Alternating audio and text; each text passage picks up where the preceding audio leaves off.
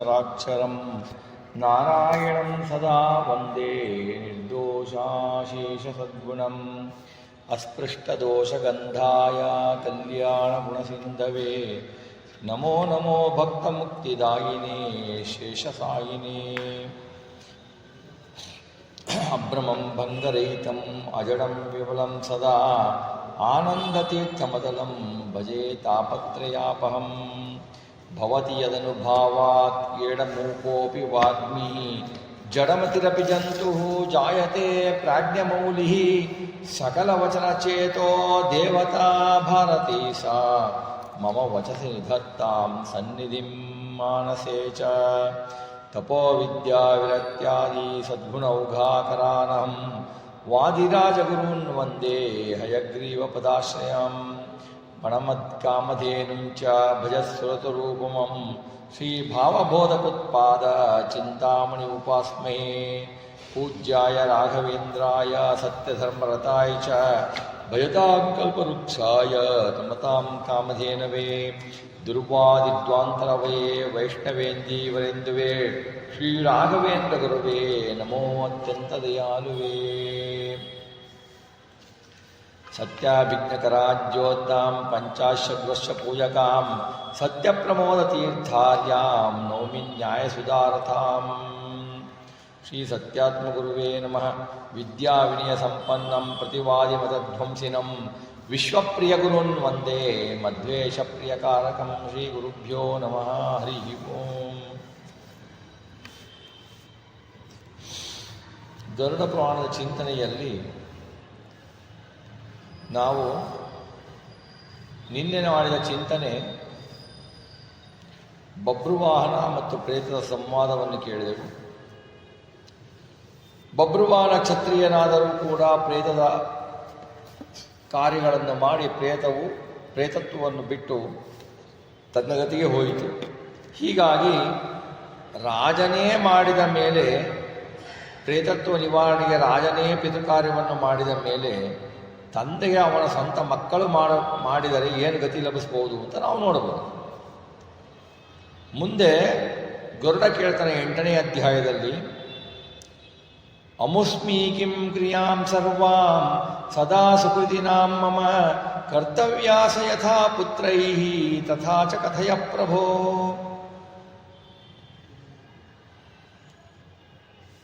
ಪುಣ್ಯವಂತರ ಅಮುಷ್ಟಿಕಿ ಕ್ರಿಯೆಗಳು ಅಂದರೆ ಪರಲೋಕಕ್ಕೆ ಮಾಡುವ ಕಾರ್ಯಕ್ರಮಗಳನ್ನು ನನಗೆ ಹೇಳು, ಹಾಗೆ ಅವರ ಪುತ್ರಾದಿಗಳು ಮಾಡಬೇಕಾದ ಕರ್ತವ್ಯ ಹಾಗೂ ದಾನಾದಿಗಳ ಬಗ್ಗೆ ನನಗೆ ಹೇಳು ಅಂತ ಗರುಡ ದೇವರು ಭಗವಂತನಲ್ಲಿ ಪ್ರಾರ್ಥಿಸಿಕೊಳ್ತಾರೆ. ಅದಕ್ಕೆ ಭಗವಂತ ಹೇಳ್ತಾನೆ, ಶ್ರೀ ಭಗವಾನ್ ವಾಚ ಸಾಧು ಪೃಷ್ಟಂ ತ್ವಯಾ ತಾರ್ಕ್ಷ್ಯ ಮಾನುಷಾಣಾಂ ಹಿತಾಯ ವೈ ಧಾರ್ಮಿಕರ್ಹಾಂ ಚ ಯತ್ಕೃತ್ಯಂ ತತ್ಸರ್ವಂ ಕಥಯಾಮಿದೆ. ಗರುಡ, ಬಹಳ ಒಳ್ಳೆಯ ಪ್ರಶ್ನೆಯನ್ನೇ ಮಾಡಿದ್ದೆ. ನೀನು ಮಾಡಿರುವುದು ಮಾನವರ ಹಿತಕ್ಕೋಸ್ಕರ. ಯಾವ ಕರ್ಮಗಳನ್ನು ಧರ್ಮಾತ್ಮನು ಮಾಡಲು ಯೋಗ್ಯವೋ ಅವುಗಳೆಲ್ಲವನ್ನೂ ನಾನು ನಿನಗೆ ಹೇಳುತ್ತೇನೆ, ಕೇಳುವಂಥವನಾಗುವಂತ ಭಗವಂತ ಗರುಡ ದೇವರಿಗೆ ಹೇಳ್ತಾನೆ. ಸುಕೃತಿ ವಾರ್ಧಕೆ ದೃಷ್ಟ್ವಾ ಶರೀರಂ ವ್ಯಾಧಿ ಸಂಯುತಂ ಪ್ರತಿಕೂಲಾನ್ ಗ್ರಹಶ್ಚೈವ ಪ್ರಾಣಘೋಷಸ್ಯ ಚಾಶ್ರುತಿಂ. ಸುಕೃತಿಯ ವೃದ್ಧಾಪ್ಯ ಹೊಂದಿ, ಸುಕೃತಿಯು ವೃದ್ಧಾಪ್ಯ ಹೊಂದಿ ಶರೀರವು ವ್ಯಾಧಿಗಳಿಂದ ಕೂಡಿದ್ದು ಗ್ರಹಗಳ ಪ್ರತಿಕೂಲ ಸ್ಥಿತಿಯನ್ನು ನೋಡಿ ಪ್ರಾಣವಾಯುವಿನ ಶಬ್ದವೂ ಕೇಳದಿದ್ದಾಗ ಮರಣ ಸನ್ನಿಹಿತವಾಗಿದೆ ಎಂದು ತಿಳಿದು ಆತುರದಾನವನ್ನು ಮಾಡಬೇಕು ಅಂತ. ಆತುರದಾನ ಅಂದರೆ ಅವಸರ ದಾನ ಅಂತಲ್ಲ, ಮರಣ ಕಾಲದಲ್ಲಿ ದಾನ ಮಾಡುವುದು ಅಂತ ಅರ್ಥ.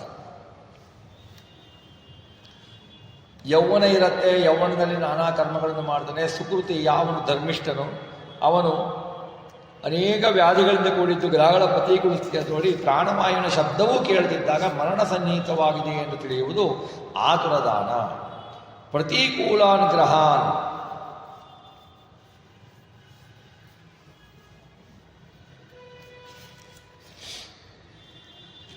ತದಾ ಸ್ವಮರಣಂ ಜ್ಞಾತ್ವಾ ನಿರ್ಭಯ ಸ್ಯಾದತಂದ್ರಿತಃ ಅಜ್ಞಾತಾಜ್ಞಾತ ಪಾಪಾನಾಂ ಪ್ರಾಯಶ್ಚಿತ್ತಂ ಸಮಾಚರೇತ್. ತನ್ನ ಮರಣ ಸಮೀಪಿಸುತ್ತದೆ ಗೊತ್ತಾಗತ್ತೆ ಸಾಮಾನ್ಯ ಜನರಿಗೆ. ತನ್ನ ಮರಣ ಸಮೀಪಿಸುತ್ತದೆ ಅಂತ ತಿಳಿದುಬಿಟ್ಟು ಭಯಪಡಬಾರ್ದು. ಹೆದರು ಬಿಡ್ತಾರೆ ಭಾಳ ಜನಗಳು. ಭಯಪಡಬಾರ್ದು ಮರಣಕ್ಕೆ. ಎಂದಿದ್ರೂ ಒಂದು ದಿವಸ ಬರದೇ ಅದು. ನಾವು ಭಯಪಟ್ಟರು ಬರದೇ, ಭಯ ಬರದಿದ್ರೆ ಏನೋ ಪಾಪ ಭಯ ಪಡ್ತಾ ಇದ್ದಾನೆ ಅಂತ ಯಮದೂತರೇನು ನಿಲ್ಲಲ್ಲ. ನಾವು ಭಯಪಡದೆ, ಆಲಸ್ಯದಿಂದ ಇರದೆ, ತಿಳಿಯದೆಯೋ ತಿಳಿದೋ, ಎಷ್ಟೋ ತಿಳಿಯದೆಯೋ ಪಾಪ ಮಾಡಿರ್ತೀವಿ, ತಿಳಿದೋ ಪಾಪ ಮಾಡಿರ್ತೀವಿ. ಆ ಪಾಪಗಳಿಗೆ ಪ್ರಾಯಶ್ಚಿತ್ತಗಳನ್ನು ಮಾಡಿಕೊಳ್ಬೇಕು. ತದಾ ಸ್ವಮರಣಂ ಜ್ಞಾತ್ವ. ಮರಣ ಬರೋದು ಹೇಗೆ ಗೊತ್ತಾಗತ್ತೆ ಅಂತ ಒಂದು ಸುಮಾರು ಚಿಹ್ನೆಗಳನ್ನು ಹೇಳಿದ್ದಾರೆ. ಅದನ್ನು ನೋಡುವುದಾದರೆ, ಪುರುಷ ಅಂದರೆ ಇಲ್ಲಿ ಗಂಡಸರು ಹೆಂಗಸರು ಯಾವುದೇ ಆಗ್ಬೋದು. ಪುರದಲ್ಲಿ ವಾಸಿಸುವವನು ಪುರುಷ. ಪುರ ಅಂದರೆ ದೇಹ.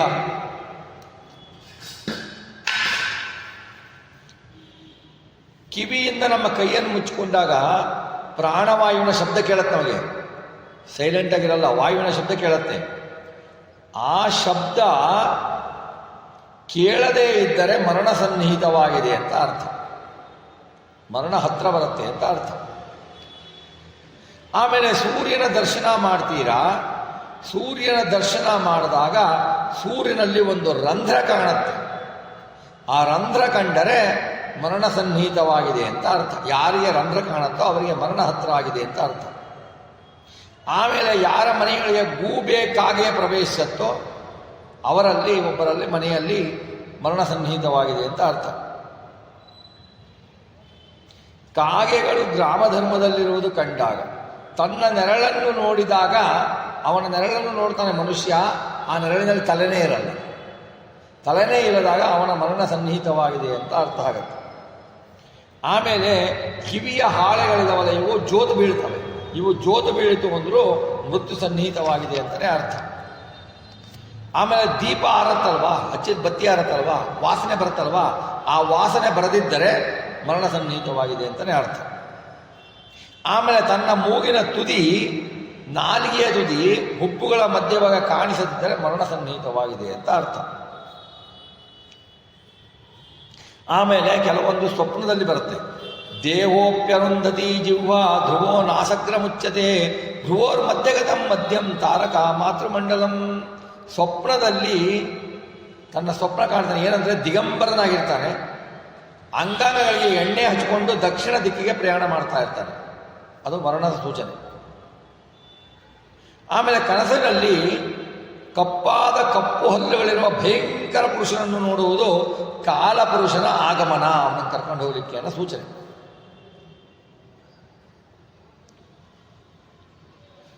ಆಮೇಲೆ ಮತ್ತೆ ಹೇಳ್ತಾರೆ, ತಲೆ ಬಿರಿ ಹಾಕಿಕೊಂಡಿರುವ ಅಂದರೆ ಕೂದಲು ಹರಡು ಬಿಟ್ಟಿರುವ ಸ್ತ್ರೀಯರು ನರ್ತನ ಮಾಡುತ್ತಾ ತನ್ನ ಸೆಳೆದಂತೆ ಕಂಡರೆ ಮೃತ್ಯು ಸನ್ನಿಹಿತವಾಗಿದೆ ಅಂತ ಅರ್ಥ. ಆಮೇಲೆ ಕೋತಿ, ಹೊಂದಿ, ನಾಯಿ, ಕತ್ತೆ ರಥದಲ್ಲಿ ಕುಳಿತು ದಕ್ಷಿಣ ದಿಕ್ಕಿಗೆ ಪ್ರಯಾಣ ಮಾಡೋದು ಕನಸು ಬಿತ್ತು ಅಂದರೆ ಶೀಘ್ರ ಮೃತ್ಯು ಇದೆ ಅಂತ ಅರ್ಥ. ಖರೋಷ್ಟ್ರ ಮಾಹೀಶರಥ ಮೇಕಾಕಿಯ ಪ್ರರೋಹದಿ ತತ್ರಸ್ಥ ಸತು ಬದ್ಧೇತ ಮೃತ್ಯು ಶೀಘ್ರಂ ಭವಿಷ್ಯತಿ ಅರುಂಧತಿಂ ಧ್ರುವಂ ಚೈವ ವಿಷ್ಣೋ ತ್ರೀಣಿ ಪದಾನಿ ಚ ಆಸನ್ನ ಮೃತ್ಯುನೋ ಪಶ್ಯೆ ಚತುರ್ಥಂ ಮಾತೃಮಂಡಲಂ. ದುಸ್ವಪ್ನ ಹೇಗೆ ನಾಶ ಮಾಡ್ಕೋಬೇಕು ಅಂದರೆ ಸಾವು ಇಲ್ಲ, ಅಪಮೃತ್ಯು ಬರೋದಕ್ಕೆ ಇದ್ದರೆ ದುಸ್ವಪ್ನಕ್ಕೆ ನಾಶಕ್ಕೆ ಬಗೆಯುವುದು ವಿಷ್ಣು ಸಹಸ್ರನಾಮ ಪಡಿಸಬೇಕು. ದುಸ್ವಪ್ನ ಬೀಳಲ್ಲ. ಗಜೇಂದ್ರ ಮೋಕ್ಷಗಳನ್ನು ಪಾರಾಯಣ ಮಾಡಬೇಕು. ಗಜೇಂದ್ರ ಮೋಕ್ಷದ ಸ್ತೋತ್ರವನ್ನು ಪಾರಾಯಣ ಮಾಡಬೇಕು. ದುಸ್ವಪ್ನ ಬೀಳಲ್ಲ. ಮಾಡಿದ ಪಾಪಗಳಿಗೆ ಪ್ರಾಯಶ್ಚಿತ್ತ ಮಾಡಿಕೊಳ್ಳಲೇಬೇಕು. ಕೃತೆ ಪಾಪೇ ಅನುತಾಪೋ ವೈ ಪುರುಷ್ಯಸ್ಯೇಹ ಜಾಯತೆ ಪ್ರಾಯಶ್ಚಿತ್ತಂ ತು ತಸ್ಯೋಕ್ತಂ ಹರಿಸಂಸ್ಮರಣಂ ಪರಂ. ಯದಾ ಸ್ಯಾದುತರಃ ಕಾಲಸ್ತದಾ ಸ್ನಾನಂ ಸಮಾರಭೇತ್ ಪೂಜನಂ ಕಾರಯೇದ್ ವಿಷ್ಣೋ ಶಾಲಗ್ರಾಮ ಸ್ವರೂಪಿಣಃ.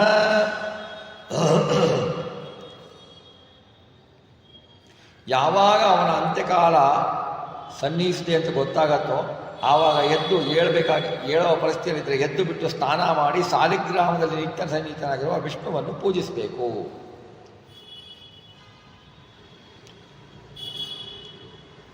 ತಾನು ಸಾಯುವುದು ಹತ್ತಿರ ಆಗ್ತಾ ಇದೆ, ಮೃತ್ಯು ಹತ್ತಿರ ಆಗ್ತದೆ ಅಂತ ಗೊತ್ತಾದಾಗ ಪಾಪ ಮಾಡಿದ್ದೇನೆ, ಎಷ್ಟೊಂದು ತಪ್ಪಾಯ್ತಲ್ಲ, ಅನುತಾಪ ಉಂಟಾಗಬೇಕು, ಪ್ರಾಯಶ್ಚಿತ್ತವಾಗಿ ಪೂರ್ಣ ಪಾಪವಿಲ್ಲದವಾಗಲು ಹರಿನಾಮವನ್ನು ನಿರಂತರ ಜಪಿಸ್ತಾರೆ. ಮೃತ್ಯು ಹೇಗೆ ಬರುತ್ತೆ ಅಂತ ಗೊತ್ತಾಯಿತೋ ಆವಾಗ ಹರಿನಾಮವನ್ನು ಬಿಡದೆ ಜಪಿಸ್ತಾ ಇರಬೇಕು.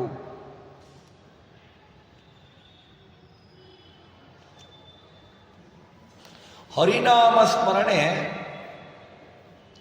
ಸರಿ ಆಚಾರ್ಯ, ಸಾಯೋ ಕಾಲ ಸಾಯೋದು ಗೊತ್ತಾದರೆ ನಾವು ಮಾಡ್ತೀವಪ್ಪ ಹರಿನಾಮ ಸ್ಮರಣೆ. ಈಗ ಯಾಕೆ ಮಾಡಬೇಕು? ಸಾಯೋ ಟೈಮ್ನಾಗಲ್ಲೇ ಮಾಡೋದು, ಈಗ ಮಾಡು ಅಂತ ಯಾಕೆ ಹೇಳ್ತೀರಾ ಅಂತಂದರೆ, ಯಾವುದೇ ನೋಡಿ, ಯಾವುದೇ ಕೆಲಸವನ್ನು ಮಾಡಬೇಕಾದ್ರೆ ಅಭ್ಯಾಸ ಬೇಕು.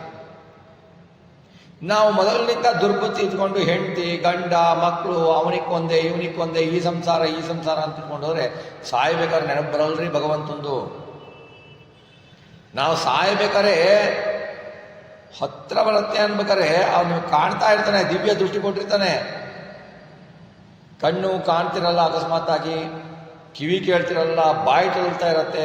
ಆಮೇಲೆ ಮಾಡಿದ ಕರ್ಮಗಳೇ, ಅವರು ಬರಲಿಲ್ಲ ಇವರು ಬರಲಿಲ್ಲ, ಮಗಳು ಬರಲಿಲ್ಲ ಮಗ ಬರಲಿಲ್ಲ, ಅವನು ನೋಡ್ಲಿಕ್ಕೆ ಬರಲಿಲ್ಲ ಇವನು ನೋಡ್ಲಿಕ್ಕೆ ಬರಲಿಲ್ಲ, ಅವನಿಗೆ ಎಷ್ಟು ಸಾಲ ಕೊಟ್ಟಿದ್ದೆ ಅವನು ಕೊಟ್ಟಿಲ್ಲ, ಇವನಿಗೆ ಸಾಲ ಕೊಡಬೇಕಿತ್ತು, ಆಸ್ತಿ ಮಾಡಿದ್ದೆ ಬಿಲ್ ಬರಿಬೇಕಾಗಿತ್ತು, ಸತ್ತೋಗ್ತಾ ಇದ್ದೀನಿ.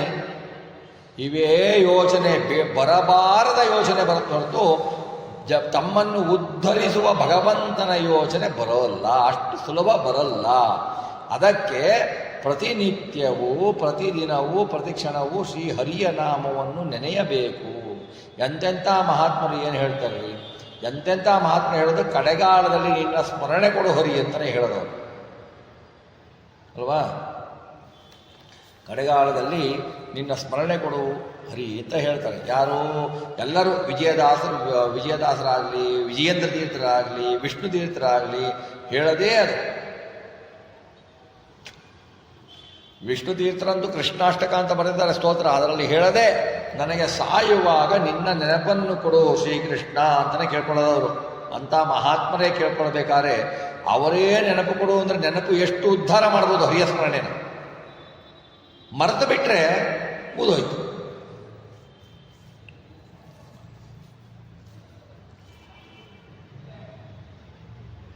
ಶಾಲಗ್ರಾಮ ಯಾಕೆ ಪೂಜೆ ಮಾಡುವಂತಾರೆ? ಭಗವಂತನ ಸನ್ನಿಧಾನ ಯಾವಾಗಲೂ ಇರುತ್ತೆ. ಶಾಲಿಗ್ರಾಮದಲ್ಲಿ ಬ್ರಹ್ಮದೇವರು ಕೊಡದ ಚಕ್ರಗಳು ಇರ್ತವೆ. ಆ ಚಕ್ರ ಕಾಣುತ್ತಲ್ಲ ಶಾಲಿಗ್ರಾಮದಲ್ಲಿ, ಅದು ಬ್ರಹ್ಮದೇವರು ಕೀಟವಾಗಿ ಕೊಡದಿತ್ತು. ಶಾಲಿಗ್ರಾಮದಿಂದ ಪೂಜೆ ದಿವಸ ಅಭಿಷೇಕ ಮಾಡ್ತಾರಲ್ಲ, ಅವನಿಗೆ ಶೇಕ್ ಹ್ಯಾಂಡ್ ಮಾಡಲಿಕ್ಕೆ ದೇವತೆಗಳು ಬೇಯಿಸ್ತಾರೆ, ಕರಲಾಘವ ಮಾಡಲಿಕ್ಕೆ. ಶಾಲಿಗ್ರಾಮದಲ್ಲಿ ನಿತ್ಯ ಸನ್ನಿಹಿತನಾಗಿರ್ತಾನೆ. ಅದಕ್ಕೆ ಆವಾಹನ ವಿಸರ್ಜನೆ ಬೇಡ. ಪ್ರತಿಮೆಗಳಲ್ಲಾದರೆ ನಮ್ಮ ಬಿಂಬರೂಪಿ ಪರಮಾತ್ಮನಿಗೂ ಆಹ್ವಾನ ಮಾಡಬೇಕು.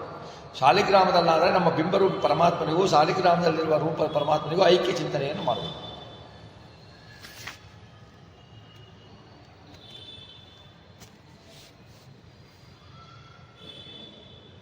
ಶಾಲಿಗ್ರಾಮದಲ್ಲಿ ಹಿಂದೆ ಹೇಳಿದ್ದೆ ಹರಿಕಥಾಂಸನ ವ್ಯಾಪ್ಸಿನಲ್ಲಿ 5535 ರೂಪಗಳಿದ್ದಾವೆ ಭಗವಂತನು.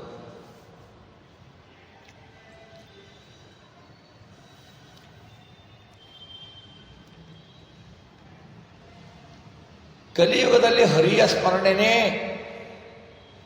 ಭಕ್ತಿಯಿಂದ ಆಧಾರದ ಪೂಜೆಯೇ ನಮಗೆ ಜನ್ಮವನ್ನು ಉದ್ಧಾರ ಮಾಡೋದು.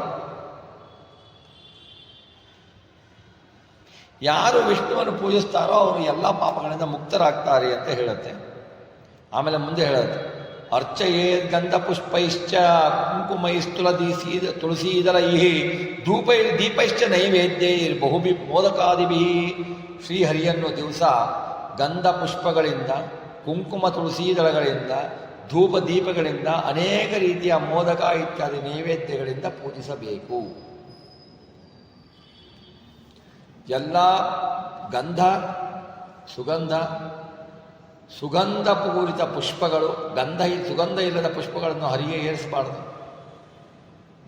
ಕುಂಕುಮ ತುಳಸಿ ದಳಗಳು, ಧೂಪ ದೀಪಾರತಿ ಹಾಗೂ ಅನೇಕ ರೀತಿಯ ಮೋದಕ ಇಂತಾದ ಅನೇಕ ರೀತಿಯ ಮಹಾಭಕ್ಷ್ಯಗಳನ್ನು ಮಾಡಿ ನೈವೇದ್ಯವನ್ನು ಮಾಡಬೇಕು.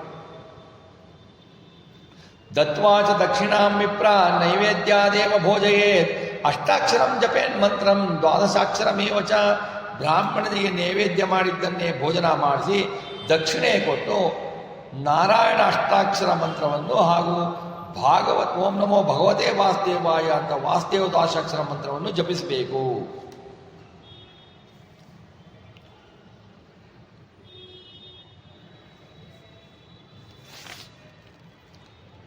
ಸಂಸ್ಮರೇ ಶೃಣಿಯಾಚ್ಚೈವ ವಿಷ್ಣೋರ್ನಾಮ ಶಿವಸ್ಯ ಚ ಹರೇರ್ನಾಮ ಹರೇತ್ ಪಾಪಂ ನೃಣಾಂ ಶ್ರವಣಗೋಚರಂ. ವಿಷ್ಣುವಿನ ಮತ್ತು ಶಿವನ ನಾಮಗಳನ್ನು ಸ್ಮರಿಸಬೇಕು, ಕೇಳಬೇಕು. ಹರಿಯ ನಾಮ ಮನುಷ್ಯರ ಕಿವಿಯ ಮೇಲೆ ಬಿದ್ದ ಮಾತ್ರಕ್ಕೆ ಅವನ ಪಾಪ ಎಲ್ಲ ನಾಶ ಆಗತ್ತೆ. ಯಾರಾದರೂ ಮರಣಕಾಲಕ್ಕೆ ಮರಣ ಬಂತು, ಸಮೀಪ ಬಂತು ಅಂದರೆ ಎಲ್ಲರೂ ಬಂದ್ಬಿಟ್ಟು ಅವ್ರಿಗೆ ಕೊಟ್ಬಿಟ್ಟು ಅಯ್ಯೋ ಹೋಗ್ತಾನೆ ಅಂತ ಅಳಬಾರದು. ಅವರು ಕೂಡ ಇವನು ಹೋಗ್ತಾ ಇದ್ದಾನೀಗ, ಮುಂದೆ ನನಗೂ ಇದೇ ಗತಿನೇ, ನಾನು ಹೋಗಬೇಕು ಅಂತ ಅಲ್ಲಿಯೇ ಹರಿಯ ನಾಮದ ಸ್ಮರಣೆಯನ್ನು ಮಾಡಬೇಕು. ಸ್ತೋತ್ರ ಪಾಠ ಪಾರಾಯಣ ಮಾಡಬೇಕು. ಆ ಕುಳಿತವರು ಮರಣಕ್ಕೆ ಸನ್ನಿಹಿತರಾದವರಿದ್ದಾಗ ಆ ಜಾಗದಲ್ಲಿ ನಾವು ಹರಿವಾಯುತಿಗಳನ್ನೋ ನಾರಾಯಣ ನಾಮವನ್ನು ಕೀರ್ತನೆಯನ್ನು ಭಾಗವತದ ಶ್ಲೋಕವನ್ನು ಹೇಳಬೇಕು.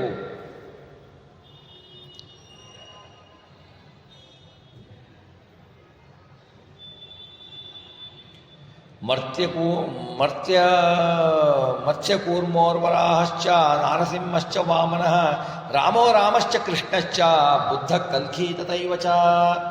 ಮತ್ಸ್ಯಕೂರ್ಮ ವರಾಹ ನರಸಿಂಹ ವಾಮನ ಪರಶುರಾಮ ರಾಮ ಕೃಷ್ಣ ಬುದ್ಧ ಕಲ್ಕಿ ಎಂಬ ದಶಾವತಾರದ ನಾಮವನ್ನು ಸ್ಮರಿಸಬೇಕು. ಕೇಶವಾದಿ ದ್ವಾದಶಾಕ್ಷರ ಮಂತ್ರಗಳನ್ನು ಸ್ಮರಿಸಬೇಕು. ಈ ನಾಮಗಳನ್ನು ಮರಣಕಾಲದಲ್ಲಿಯೇ ಸ್ಮರಿಸಬೇಕು ಅಂತಿಲ್ಲ, ಯಾವಾಗಲೂ ಸ್ಮರಿಸ್ತಾನೆ ಇರಬೇಕು. ರೋಗಿಯ ಸಮೀಪದಲ್ಲಿ ಈ ನಾಮಗಳನ್ನು ಯಾರು ಹೇಳ್ತಾರೋ, ಸ್ಮರಿಸಿ ಶ್ರವಣ ಮಾಡಿಸ್ತಾರೋ ಅವನಿಗೆ ಅವರೇ ನಿಜವಾದ ಬಂಧುಗಳು. ಅವನು ಸಾಯ್ತಿರ್ತಾನೆ ಅಂದರೆ ಅಪ್ಪ ಹೇಳಿದ್ರು ಸಾಯ್ತಿದ್ಯಾ, ನನಗೊಂದು ವಿಲ್ ಬರ್ಕೊಟ್ಬಿಡಪ್ಪ, ತೊಂದರೆ ಆಗತ್ತೆ ನೀ ಸತ್ತ ಮೇಲೆ ಅಂತಂತ ಮಕ್ಕಳಿದ್ದಾರೆ. ಈ ಥರ ಮಾಡೋದು ಬಹಳ ತಪ್ಪು ರೀ. ಅವನು ಪಾಪಿಜೇರ್ಕೊಳ್ತಾನೆ, ನಾನು ಸಾಯ್ಬೇಕಾಗಿತ್ತು, ಸಾಯ್ತಾ ಇದ್ದೀನಿ, ವಿಲ್ ಮಾಡಿಲ್ವಲ್ಲ ಅಂತ ಅವನು ಯೋಚನೆ ಮಾಡ್ತಾನೆ. ಇವನಪ್ಪ ನೀನು ಆಸ್ತಿ ಹಾಳಾಗುತ್ತೆ, ನೀನು ಬರೆದುಕೊಡು ಅಂತ, ನೀನು ಸೈನ್ ಮಾಡು ಅಂತ ಈ ಮಗ ಬರ್ತಾನೆ. ಅದರ ಬದಲು ಹರಿನಾಮ ಸ್ಮರಣೆ ಮಾಡ್ತಾ ಅವನಿಗೆ ಕೇಳಿಸ್ತಾ ಇದ್ರೆ ಅವನಿಗೂ ಪುಣ್ಯದ ಫಲ ಸಿಗತ್ತೆ, ನಿಮಗೂ ಪುಣ್ಯದ ಫಲ ಸಿಗತ್ತೆ. ಯಾರಲ್ಲಿ ಕೃಷ್ಣೇತಿ ಮಂಗಲಂ ನಾಮ ಯಸ್ಯ ವಾಚಿ ಪ್ರವರ್ತತೆ ತಸ್ಯ ಭಸ್ಮೀಭವಂತ್ಯಾಶು ಮಹಾಪಾತಕ ಕೋಟಿಯ. ಕೃಷ್ಣ ಎನ್ನುವ ಮಂಗಳ ನಾಮ ಬಾಯಿಂದ ಯಾವಾಗ ಹೊರಗೆ ಬರುತ್ತೋ ಕೋಟಿ ಕೋಟಿ ಮಹಾಪಾತಕಗಳು ಭಸ್ಮ ಹೋಗ್ತವೆ ಆ ನಾಮದಿಂದ.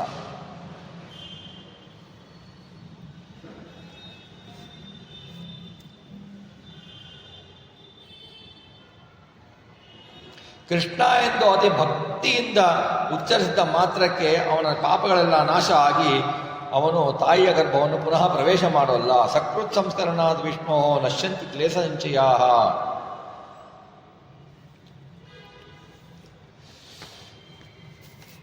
ಏನಾಗತ್ತೆ ಅಂದರೆ ನಾರಾಯಣನ ನಾಮ ಕೋಟಿ ಕೋಟಿ ಪಾಪಗಳನ್ನು ಭಸ್ಮ ಮಾಡತ್ತೆ. ಅನ್ಬೋದು ನೀವು, ನಾವು ಬಹಳ ಪಾಪ ಮಾಡಿದ್ದೀವಿ, ಬೆಟ್ಟದಷ್ಟು ಪಾಪ ಮಾಡಿದ್ದೀವಿ. ನಾನು ನಾರಾಯಣ ಅಂದರೆ ಪಾಪ ಹೆಂಗೆ ನಾಶ ಆಗತ್ತೆ ಅಂದರೆ, ಒಂದು ದೊಡ್ಡ ಹತ್ತಿಯ ಅಥವಾ ಹುಲ್ಲಿನ ಬಣವೆ ತಗೊಳ್ಳಿಯ, ಅದಕ್ಕೆ ಒಂದು ಕಿಡಿ ಸಾಕು, ಇಡೀ ಹತ್ತಿಯ ಗುಡ್ಡ ನಾಶ ಆಗತ್ತೆ ಒಂದು ಕಿಡಿಗೆ.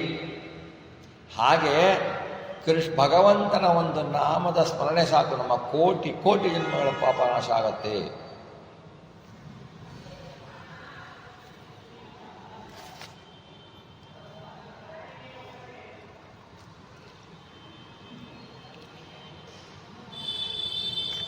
ಆಮೇಲೆ ಮ್ರಿಯಮಾಣೋ ಹರೇರ್ನಾಮ ಗೃಣಾನ್ ಪುತ್ರೋಪಚಾರಿತಂ ಅಜಾಮಿಲೋಪ್ಯಗಾದ್ಭಾಮಾನಿ ಕಿಂ ಪುನಃ ಶ್ರದ್ಧೆಯ ಗೃಣನ್. ಸಾಯುತ್ತಿರುವ ಅಜಾಮಿಳನ ಕಥೆಯನ್ನು ಎಲ್ಲರೂ ಕೇಳಿದ್ದೀರ. ಅಜಾಮಳ ತನ್ನ ಮಗ ನಾರಾಯಣನ ನಾಮವನ್ನು ಉಚ್ಚರಿಸುವುದಾಗಲೇ ನಾರಾಯಣನ ಸ್ಮರಣೆ ಉಂಟಾಗಿ ಭಕ್ತಿಯಿಂದ ಶ್ರೀಹರಿಯನ್ನು ಸ್ಮರಿಸಿ ಮುಕ್ತನಾದ. ನೋಡಿ, ಅಜಾಮಿಳ ಅನ್ನುವನು ಪರಮ ಭಕ್ತ. ಮುಂಚೆ ಅವನ ಪ್ರಾರಬ್ಧ ಕರ್ಮವಶಾತ್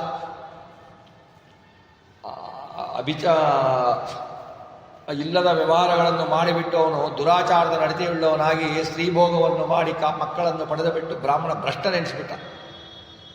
ಭ್ರಷ್ಟನೆನಿಸಿ ತನಗೆ ಹುಟ್ಟಿದ 10 ಮಕ್ಕಳಲ್ಲಿ ಎಲ್ಲರಿತ್ತು ಒಬ್ಬನಿಗೆ ನಾರಾಯಣ ಅಂತ ಹೆಸರಿಟ್ಟ. ಅವನು ಇನ್ನೇನು ಸಾಯಬೇಕು, ಯಮದೂತರು ಎಳೆದುಕೊಂಡು ಹೋಗ್ಲಿಕ್ಕೆ ಬಂದಿದ್ದಾರೆ ಅವನು ಪಾಪ ಮಾಡಿರೋದಕ್ಕೆ. ಸಾಯ್ಬೇಕಾದ್ರೆ ಅಯ್ಯೋ ನಾರಾಯಣ ಅಂತ ಕರೀತಾನೆ ತನ್ನ ಮಗನಿಗೆ, ಬಾರೋ ಯಾರೋ ಬಂದಿದ್ದಾನೆ ಅಂತ. ನಾರಾಯಣ ಅಂತ ಅಷ್ಟಂದಿದ್ದು ಸಾಕು, ಅಲ್ಲಿ ವಿಷ್ಣುದೂತರು ಬಂದ್ಬಿಟ್ಟು. ಯಮದೂತರಿಗೂ ವಿಷ್ಣುದೂತರಿಗೂ ವಾಗ್ವಾದ ನಡೆಯುತ್ತೆ. ಕೊನೆಗೆ ವಿಷ್ಣುದೂತರು ಅವನ್ನ ಕರ್ಕೊಂಡು ಹೋಗ್ತಾರೆ. ಯಾಕೆಂದರೆ ನಾರಾಯಣ ಅಂತ ಸ್ಮರಣೆ ಮಾಡಿದ್ದಾನೆ ಕೊನೆಯ ಕಾಲದಲ್ಲಿ. ಅಂದರೆ ಅಜಾಮಿಳನ ಸಾಧನೆ ಆಗಿತ್ತು ಹಿಂದಿನ ಜನ್ಮಗಳಲ್ಲಿ, ಪೂರ್ವ ಜನ್ಮಗಳಲ್ಲಿ. ಅವನು ಸ್ವಲ್ಪ ಒಂದು ನಾಮದ ಉಚ್ಚಾರಣೆ ಮಾಡಬೇಕಾದ್ರೆ, ತನ್ನ ಮಗನ ನಾಮ ಹೆಸರನ್ನು ಕರೆಯಬೇಕಾದ್ರೆ ಅವನಿಗೆ ಹರಿಯ ನೆನಪು ಬಂತು.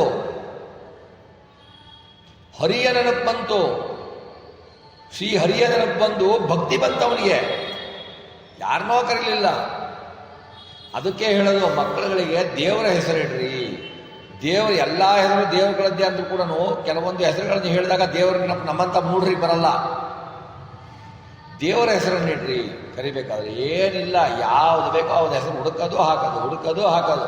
ಯಾರು ಇಟ್ಟಿರಬಾರ್ದು, ಯಾರು ಮಾಡಿರಬಾರ್ದು ಅಂತ ಹೆಸರಿಟ್ಟುಬಿಟ್ಟು ಕರೆದ್ರೆ ರಾಕ್ಷಸರೇ ಬರಬೇಕು, ಇನ್ಯಾರು ಬರ್ತಾರೆ?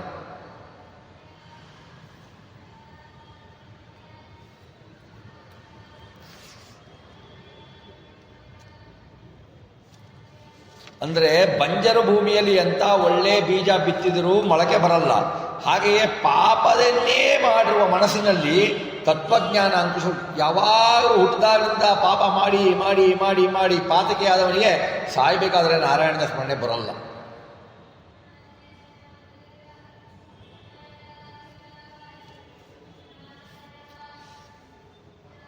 ಆಪನ್ನ ಸಂಸ್ಕೃತಿಂ ಘೋರಾಂ ಯನ್ನಾಮ ವಿಮಶೋ ಗುಣಾನ್ ತತ ಸತ್ಯೋ ವಿಮುಚ್ಯೇತ.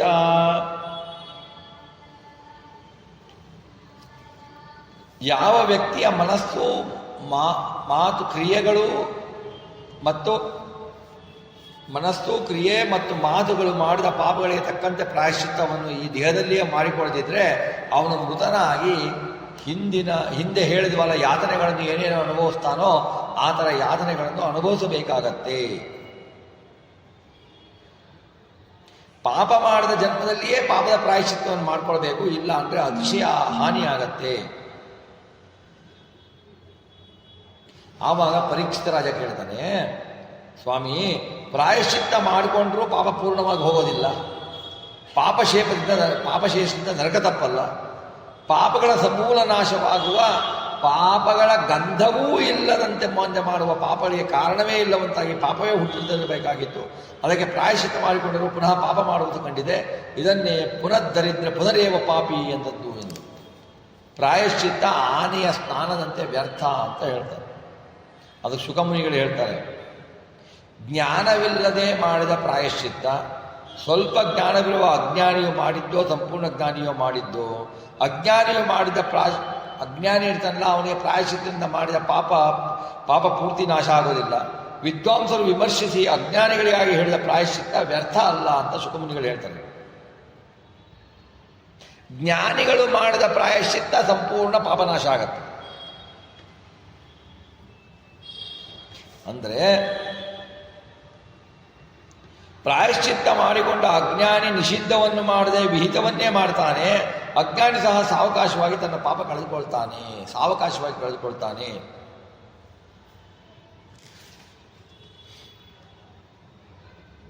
ಕೆಲವರು ಏನು ಮಾಡ್ತಾರೆ, ಭಕ್ತರು ಎಲ್ಲದಕ್ಕೂ ಕಾರಣ ಶ್ರೀಹರಿ ಅಂತ ಹರಿಯನ್ನೇ ಭಕ್ತಿಯಿಂದ ಧ್ಯಾನಿಸಿ ಸ್ತೋತ್ರ ಮಾಡಿ ತಮ್ಮ ಎಲ್ಲ ಪಾಪವನ್ನು ಕಳೆದುಕೊಳ್ತಾರೆ.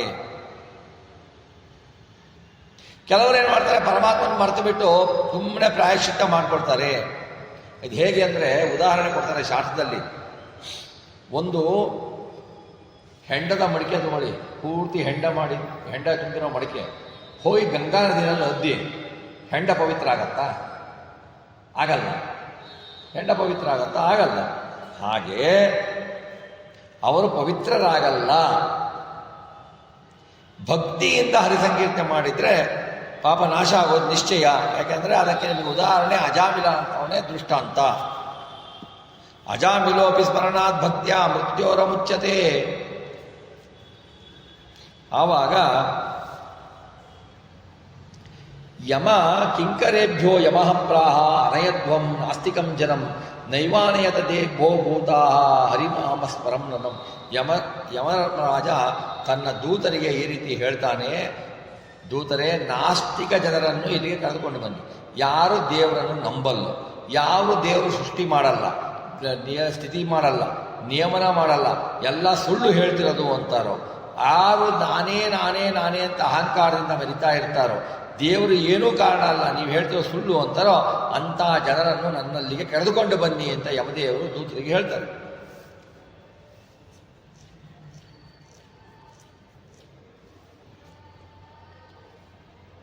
ಆಮೇಲೆ ಹೇಳ್ತಾರೆ, ಅಚ್ಯುತಂ ಕೇಶವಂ ರಾಮನಾರಾಯಣಂ ಕೃಷ್ಣದಾಮೋದರಂ ವಾಸುದೇವಂ ಹರಿಂ ಶ್ರೀಧರಂ ಮಾಧವಂ ಗೋಪಿಕಾವಲ್ಲಭಂ ಜಾನಕೀ ನಾಯಕಂ ರಾಮಚಂದ್ರಂ ಭಜೆ.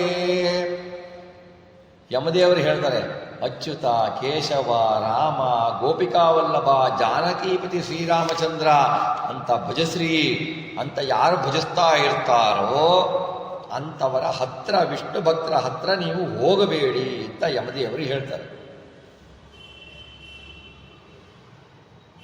ಅವರನ್ನು ಶಿಕ್ಷಿಸುವ ಅಧಿಕಾರ, ವಿಷ್ಣು ಭಕ್ತರನ್ನು ಶಿಕ್ಷಿಸುವ ಅಧಿಕಾರ ನಮಗೆ ಇಲ್ಲ ಅಂತ ಯಮ ಹೇಳ್ತಾನೆ. ಆಮೇಲೆ ಹೇಳ್ತಾನೆ, ಎಂತೆಂಥವ್ರು ಕರ್ಕೊಂಡ್ಬರಬಾರ್ದು ಅಂತ. ವೇದ ಬಾಹ್ಯರ ಸಂಘ ಮಾಡದಿರುವವರು, ವೇದವನ್ನು ನಂಬದೇ ಇರುವವರ ಸ್ನೇಹ ಮಾಡದೇ ಇರ್ತಾರಲ್ಲ ಅವರು, ಬ್ರಾಹ್ಮಣರಲ್ಲಿ ಭಕ್ತಿ ಮಾಡುವವರು, ಯಾವಾಗಲೂ ಸಜ್ಜನರ ಸಹವಾಸವನ್ನು ಮಾಡಲೇ ಇಷ್ಟಪಡುವವರು, ಯಾವಾಗಲೂ ಯಾರಿಗೂ ಅತಿಥಿ ಅಭ್ಯಾಗತರಿಗೆ ಸತ್ಕಾರ ಮಾಡುವವರು, ಸಮಸ್ತ ರುದ್ರಾದಿ ದೇವತೆಗಳಲ್ಲಿರುವ ಭಗವಂತನಲ್ಲಿ ಅಭೇದ ತಿಳಿಯುವವರು. ತಾರತಮ್ಯ ಜ್ಞಾನ ಬೇಕ್ರಿ. ನಾವು ಬೇರೆ, ನೀವು ಬೇರೆ, ರುದ್ರ ಬೇರೆ, ಸರಸ್ವತಿ ಬೇರೆ, ಗಣಪತಿ ಬೇರೆ, ಬಟ್ ಎಲ್ಲರೊಳಗೆ ಇರುವ ಪರಮಾತ್ಮ ಒಬ್ಬನೇ. ಎಲ್ಲರ ನಮ್ಮಲ್ಲಿ ಹೃದಯದಲ್ಲಿರುವ ಪರಮಾತ್ಮ, ಎಲ್ಲ ಕಡೆ ಇರುವ ಪರಮಾತ್ಮ ಒಂದೇ. ನಾವು ಬೇರೆ, ಅಧಿಷ್ಠಾನ ಬೇರೆ. ನಮಗೆಲ್ಲ ಅಧಿಷ್ಠಾನ ಅಂತಾರೆ, ಅಧಿಷ್ಠಾನ ಬೇರೆ. ಅವು ಪರಮಾತ್ಮ ಒಬ್ಬನೇ. ಪರೋಪಕಾರಿಗಳಾದ ಜನರನ್ನು ಸರ್ವದಾ ನನ್ನಲ್ಲಿ ಕರೆದುಕೊಂಡು ಬರಬೇಡಿ ಅಂತ ಯಮಧರ್ಮರಾಯ ಹೇಳ್ತಾನೆ. ಯಾರು ಹರಿಕಥೆಯನ್ನು ಕೇಳದೆ, ಪ್ರವಚನಗಳನ್ನು ಕೇಳದೆ, ಲೋಕವಾರ್ತೆಯಲ್ಲಿಯೇ ಆಸಕ್ತರಾಗಿರ್ತಾರೆ. ಲೋಕವಾರ್ತೆ, ಟಿವಿ ನೋಡದೆ, ನ್ಯೂಸ್ ನೋಡದೆ, ಸೀರಿಯಲ್ ನೋಡದೆ, ಬರೇ ಲೋಕವಾರ್ತೆಯನ್ನು ನೋಡ್ತಾರೆ. ಲೋಕನಾಯಕನಾದ ನಾರಾಯಣನ ವಾರ್ತೆಯನ್ನೇ ಕೇಳಲ್ಲ. ಅವನ ಲೋಕನಾಯಕ ನಾರಾಯಣನ ಧ್ಯಾನದ ಪರವಾದ ಆಸಕ್ತಿಯೇ ಇಲ್ಲ. ಅಂತಹ ಭಗವದ್ಭಕ್ತರ ಪೋಷಣೆಯಿಂದ ಸಂತೋಷಪಡಿಸುವುದಿಲ್ಲವೋ ಅವರನ್ನು ನನ್ನಲ್ಲಿ ಎಳೆದು ತನ್ನಿ ಅಂತ ತನ್ನ ದೂತರಿಗೆ ಹೇಳ್ತಾನೆ. ಆಮೇಲೆ ಹೇಳ್ತಾನೆ, ಕಮಲನಯನ ವಾಸುದೇವ ವಿಷ್ಣೋ ಧರಣೀಧರಾಚ್ಯುತ ಶಂಖಚಕ್ರಪಾಣೇ ಭವಶರಣಮಿತೀರಯಂತಿಯೇ ವೈದ್ಯಜ ಭಟ ದೂರತರೇಣ ತಾನ ಪಾಪಾನ್ನೇ. ಯಾವ ಮನುಷ್ಯ ಹೇ ಕಮಲನಾಭ, ಹೇ ವಾಸುದೇವ, ಹೇ ವಿಷ್ಣು, ಹೇ ಧರಣೀಧರ, ಹೇ ಅಚ್ಯುತ, ಹೇ ಶಂಖಧಾರಿ, ಈ ಸಂಸಾರದಲ್ಲಿ ನನ್ನನ್ನು ರಕ್ಷಕನೇ, ನನ್ನನ್ನು ಸಂಸಾರದಿಂದ ದೂರ ಮಾಡು ಎಂದು ಸುಸುತ್ತಾ ಇರ್ತಾರೋ, ಯಾವಾಗಲೂ ದೂರದಿಂದ ಭಗವಂತನನ್ನು ಪ್ರಾರ್ಥಿಸಿ ಪಾಪಿಷ್ಟರಿಂದ ದೂರ ಇರ್ತಾರೋ, ಪಾಪಹೀನರನ್ನು ದೂರದಿಂದಲೇ ತ್ಯಜಿಸ್ತಾರೋ ಅಂಥವರನ್ನು ನನ್ನ ಬಳಿಗೆ ಕರೆದುಕೊಂಡು ಬರಬೇಡಿ. ನಮಗೆ ಸೂಕ್ಷ್ಮವಾಗಿ ತಿಳಿಸ್ತಾ ಇದ್ದಾರೆ, ಯಾವಾಗಲೂ ಭಗವಂತನ ಸ್ಮರಣೆಯನ್ನು ಮಾಡಿ. ನಿಮಗೆ ಹಿಂದೆ ಹೇಳಿದ ನರಕದ ಘೋರ ಯಾತನೆಗಳು ಬರಬಾರದು ಅಂದರೆ ಹರಿಯ ಸ್ಮರಣೆ ಮಾಡಿ. ಹರಿಯ ಸ್ಮರಣೆ, ಹೆಜ್ಜೆ ಹೆಜ್ಜೆಗೆ ಹರಿಯನ್ನಿ, ಹೆಜ್ಜೆ ಹೆಜ್ಜೆಗೆ ಹರಿಯನ್ನಿ, ಯಾವಾಗಲೂ ಹರಿಯನ್ನಿ. ಮನಸ್ಸು ಪುಳುಕಿದಾಗಬೇಕು. ಈಗ ಮಾಡಿದರೆ ಭಕ್ತಿ ಕಡಿಮೆ ಬಂತು, ಮಾಡ್ತಾ ಇರಿ, ಕ್ರಮೇಣ ಭಕ್ತಿಯನ್ನು ಭಗವಂತ ಕೊಡ್ತಾನೆ. ಭಗವಂತ ಕರುಣಾಮಯಿ ಕೊಡ್ತಾನೆ. ನಮ್ಮ ಯೋಗ್ಯತೆಗನುಸಾರವಾಗಿ ಭಕ್ತಿ ಮಾಡಿ, ಭಗವಂತನ ಸ್ಮರಣೆಯನ್ನು ಮಾಡಿ, ಭಗವಂತನ ಕೀರ್ತನೆಗಳನ್ನು ಹಾಡಿ, ಭಗವಂತನ ಕಥೆಗಳನ್ನು ಕೇಳಿಬಿಟ್ಟು ಆನಂದಭರಿತರಾಗಿ ಆವಾಗ ಹಿಂದೆ ಹೇಳಿದ ನರಕದ ಯಾತನೆಗಳು ನಮಗೆ ಬರೋದಿಲ್ಲ. ಹಾಗೆ ಯಮನು ತನ್ನ ದೂತರಿಗೆ ಹೇಳ್ತಾನೆ, ಅವರುಗಳನ್ನು ನಮ್ಮ ಹತ್ತಿರ ಕರೆದುಕೊಂಡು ಬರಬೇಡಿ ಅಂತೇಳಿ ಯಮದೇವರು ಹೇಳ್ತಾರೆ, ಯಮಧರ್ಮರಾಜ. ಮತ್ತೆ ಮುಂದೆ ಹೇಳ್ತಾರೆ, ತಾನಾಯದ್ವಮಸತೋ ವಿಮುಖಾನ್ ಮುಕುಂದ ಪಾದಾರವಿಂದ ಮಕರಂದ ಸಾದಸ್ರಜನ್ ಮಕರಂದರ ಸಾತಜಸ್ತ್ರಂ ನಿಷ್ಕಂಚನೈ ಪರಮಹಂಸಕುಲೈ ರಸಜ್ಞೈ ದುಷ್ಟಾದ್ ಗೃಹೇಂದ್ರಿಯ ವರ್ತಮನಿ ಬದ್ಧ ತುಷ್ಟಾನ್.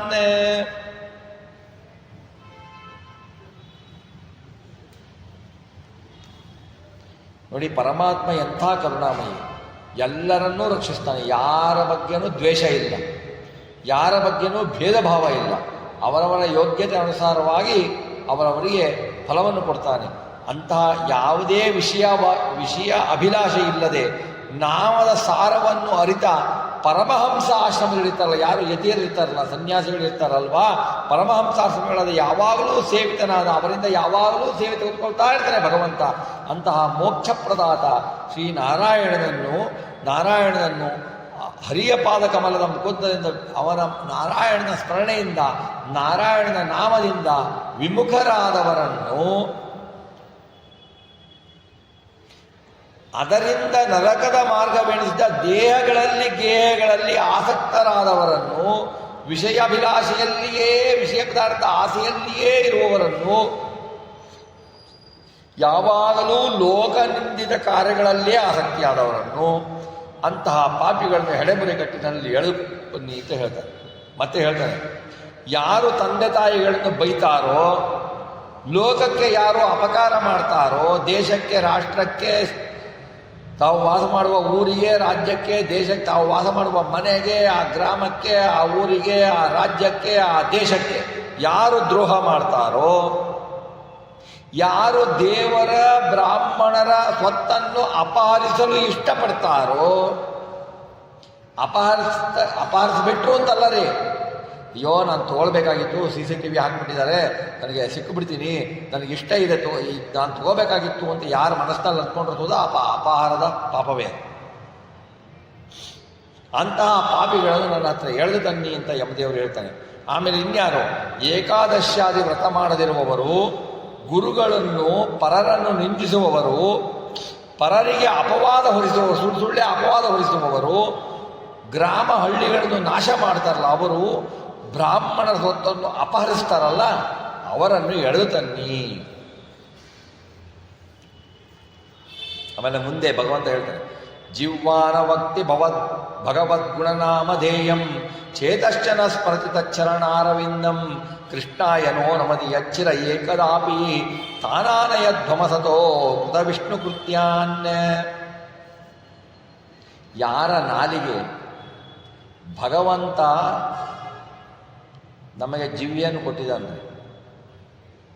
ಜಿವ್ಯ ರಸವನ್ನು ಗ್ರಹಣ ಮಾಡುತ್ತೆ, ಹಾಗೆಯೇ ಮಾತನಾಡಲಿಕ್ಕೂ ಸಹಾಯ ಮಾಡುತ್ತೆ. ನಾಲಿಗೆ ಸರಿ ಇದೆ, ಸರಿ ಇದ್ದಾಗ ಭಗವಂತನ ಗುಣಗಳನ್ನು, ನಾಮಗಳನ್ನು ಯಾರ ನಾಲಿಗೆ ಹೇಳೋದಿಲ್ಲವೋ, ಯಾರ ಮನಸ್ಸು ಭಗವಂತನ ಪಾದಾರವಿಂದವನ್ನು ಸ್ಮರಿಸುವುದಿಲ್ಲವೋ, ಯಾರ ತಲೆಯು ಕೃಷ್ಣನ ಮುಂದೆ ಅಂದರೆ ಭಗವಂತನ ಮುಂದೆ ಬಂದು ಬಾಗುವುದಿಲ್ಲವೋ, ನಮಸ್ಕರಿಸುವುದಿಲ್ಲವೋ, ಯಾರು ಈ ವಿಷ್ಣುವಿನ ಜಪ, ಪೂಜೆ ಇತ್ಯಾದಿ ಕಾರ್ಯಗಳನ್ನು ಮಾಡುವುದಿಲ್ಲವೋ ಅಂತಹ ಪಾಪಿಗಳನ್ನು ಹೇಳಿಕೊಂಡು ಬನ್ನಿ ಅಂತ ಹೇಳ್ತಾರೆ ಯಮದೇವರು. ನೋಡಿ, ನಾವು ದೇವಸ್ಥಾನಕ್ಕೆ ಹೋಗಬೇಕಾದರೆ ದೇವರಿಗೆ ಬಗ್ಗಿ ನಮಸ್ಕಾರ ಮಾಡಬೇಕು. ನಮ್ದು ಏನು ಒಂದು ಹ್ಯಾಬಿಟ್ ಅಂತಂದರೆ, ಏನು ಮಾಡ್ತಾರೆ, ಎಲ್ಲೋ ಹೋಗ್ತಾ ಇರ್ತಾರೆ, ಚಪ್ಪಲಿ ಹಾಕ್ಕೊಂಡಿರ್ತಾರೆ, ದೇವಸ್ಥಾನ ಕಾಣ್ತಾ ಗಾಡಿ ನಿಲ್ಲಿಸೋದು, ಹಿಂಗನ್ನೋದು ಹೋಗುತ್ತೆ. ಈ ತರಹ ಮಾಡಿದರೆ ಭಗವಂತ ಎರಡು ಕೈ ಕೊಟ್ಟಿದ್ದಾನೆ, ಮುಂದಿನ ಜನ್ಮದಲ್ಲಿ ಒಂದೇ ಕೈ ಕೊಡೋದು. ನಮಸ್ಕಾರ ಶಿರವಾಗಿ ಮಾಡಬೇಕದು, ಶಿರವಾಗಿ ಬಗ್ಗಿ ನಡಿಬೇಕು ಭಗವಂತನಿಗೆ, ಸಾಷ್ಟಾಂಗ ನಮಸ್ಕಾರ ಮಾಡಬೇಕು. ಅದು ಬಿಟ್ಟು ಗಾಡಿ ಮೇಲೆ ನಿಂತ್ಕೊಂಡು ಎಲ್ಲೋ ನಿಂತ್ಕೊಂಡ್ಬಿಟ್ಟು ಹಿಂಗನ್ಬಿಟ್ಟು ಹೋಗ್ತಾ ಇರೋದು, ಹಿಂಗನ್ನು ಹೋಗೋದು, ಇವೆಲ್ಲ ಅಲ್ಲ. ಅವು ದೇವರಿಗೆ, ಗುರುಗಳಿಗೆ ಮಾಡಿದ ಅವಮಾನ ಅದು.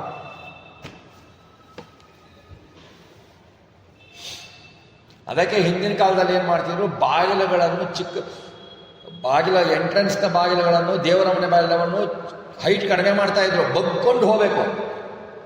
ಈಗ ನಾವಿಲ್ಲ, ಹಿಂಗೆ ಹೋಗೋದು. ಬಗ್ಗದೇ ಇಲ್ಲ ನಾವು, ಅದಕ್ಕೆ ಬೆನ್ನೋವು ಬರೋದು. ಬಗ್ಗಲ್ಲ ನೀನು, ನನ್ನ ಹತ್ರ ಬಂದು ಬಗ್ಗಲ್ವಲ್ಲ ನೀನು, ಬಗ್ಗಿ ನಮಸ್ಕಾರ ಮಾಡಲ್ವಲ್ಲ, ನೀನು ಬಗ್ಲೇಬಾರ್ದು, ಹಂಗೆ ಮಾಡ್ತೀನಿ ಅಂತ. ನೀನು ಬಗ್ಲೇಬಾರ್ದು. ನಮಸ್ಕಾರ ಮಾಡ್ತೀನಿ ಅಂದ್ರೂ ಮಾಡ್ಲಿಕ್ಕೆ ಆಗಬಾರ್ದು ನಿನಗೆ. ಮಾಡ್ತೀನಿ ನಿನಗೆ ಅಂತಾನೆ ಭಗವಂತ. ನಾನು ಎಷ್ಟು ಚೆನ್ನಾಗಿ ದೇಹ ಪುಷ್ಟ ಕೊಟ್ಟಾಗ ನನ್ನ ಮುಂದೆ ತಲೆಬಾಗಿ ನಮಸ್ಕಾರ ಮಾಡಲ್ಲ, ನನ್ನ ಭಕ್ತರ ಮುಂದೆ ಸಾಷ್ಟಾಂಗ ನಮಸ್ಕಾರ ಮಾಡಲ್ಲ, ಗುರು ಹಿರಿಯರ ಮುಂದೆ ನಮಸ್ಕಾರ ಮಾಡಲ್ಲ. ಹಾಗೆ ಮಾಡಿದರೆ ನಿನಗೆ ನಾನು ಎರಡು ಕೈ ಯಾಕೆ ಕೊಡಬೇಕು, ಬೆನ್ನು ಚೆನ್ನಾಗಿರೋದು ಯಾಕೆ ಕೊಡಬೇಕು ಅಂತಾನೆ ಭಗವಂತ. ನಾನು ಕೊಟ್ಟಿದ್ದು ನಿನ್ನ ಉದ್ಧಾರಕ್ಕೆ. ಅದನ್ನು ನೀನು ಸರಿಯಾಗಿ ಉಪಯೋಗಿಸ್ಕೊಳ್ಳಿಲ್ಲ ಅಂತಂದ್ರೆ ಏನು ಮಾಡ್ತಾರೆ, ಕಿತ್ಕೊಂಡು ಹೋಗ್ತಾರೆ.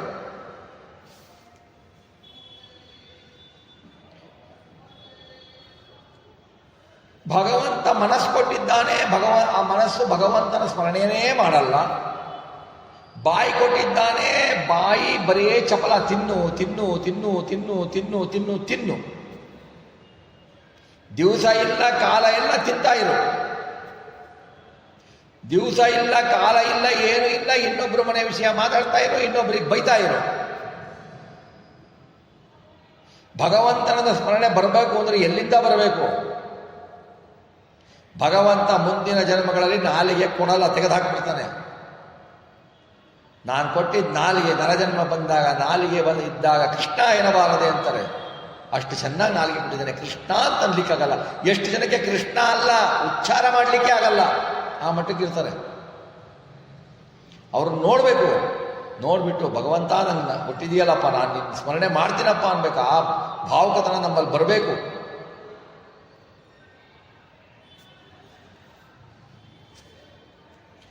ತಸ್ಮಾತ್ ಸಂಕೀರ್ತನಂ ವಿಷ್ಣೋರ್ ಜಗನ್ಮಂಗಲಮಹಂಸಾಂ ಮಹತಾಮಪಿ ಪಕ್ಷೀಂದ್ರ ವಿದ್ಯೆ ಏಕಾಂತಿಕ ನಿಶ್ರುತಿಂ. ಭಗವಂತ ಹೇಳ್ತಾರೆ, ಗರುಡನೇ, ಭಗವಾನ್ ವಿಷ್ಣುವಿನ ನಾಮ ಸಂಕೀರ್ತನೆ ಇದೆಯಲ್ಲ, ಜಗತ್ತಿನಲ್ಲಿ ಮಂಗಳಕರವಾದ ಗಂಗಾದಿಗಿಂತಲೂ ಅತಿ ದೊಡ್ಡವಾದ ಪಾಪಗಳಿಗೂ ಪ್ರಾಯಶ್ಚಿತ್ತ ಅದು ಮಾಡುತ್ತೆ.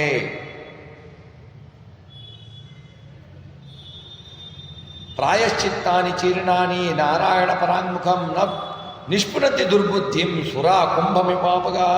ಹೇಳ್ತಾ ನೋಡಿ, ಹೇಗೆ ಗಂಗಾ ನದಿ ಹೆಂಡದ ತುಂಬಿದ ಗಡಿಗೆಗಳನ್ನು ಪವಿತ್ರ ಮಾಡಲಿಕ್ಕಾಗಲ್ಲವೋ, ಹಾಗೆಯೇ ಪಾಪಗಳನ್ನೇ ತುಂಬಲ್ಪಟ್ಟು ಪ್ರಾಯಶ್ಚಿತ್ತಾದಿಗಳು ನಾರಾಯಣದಿಂದ ಪರಾನ್ಮುಖವಾದ ದುಷ್ಟಬುದ್ಧಿಯ ಮನುಷ್ಯನನ್ನು ಪವಿತ್ರ ಮಾಡಲ್ಲ. ಪ್ರಾಯಶ್ಚಿತ್ತ ಮಾಡ್ಕೊಂಡ್ರು ಪವಿತ್ರ ಮಾಡಲ್ಲ. ಹರಿಸ್ಮರಣೆ ಸಹಿತವಾಗಿ ಪ್ರಾಯಶ್ಚಿತ್ತ ಆಗಬೇಕು. ಕೃಷ್ಣನ ನಾಮದಿಂದ, ಸ್ಮರಣೆಯ ನಾಮದಿಂದ ಪಾಪಗಳು ಕಳೆದುಕೊಳ್ತವೆ.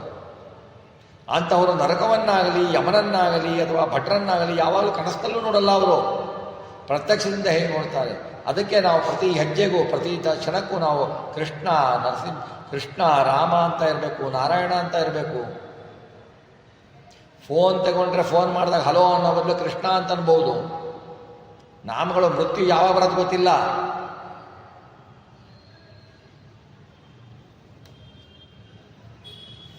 ಮಾಂಸಾಸ್ತಿ ರಕ್ತವಾತ್ಕಾಯೇ ವೈತರಣ್ಯಾಂ ಪತೇನ್ನಸ ಯೋಂತ್ಯ ದದ್ಯಾ ದ್ವಿಜೇಭ್ಯಶ್ಚ ನಂದನಂದನ ಕಾಮತಿ.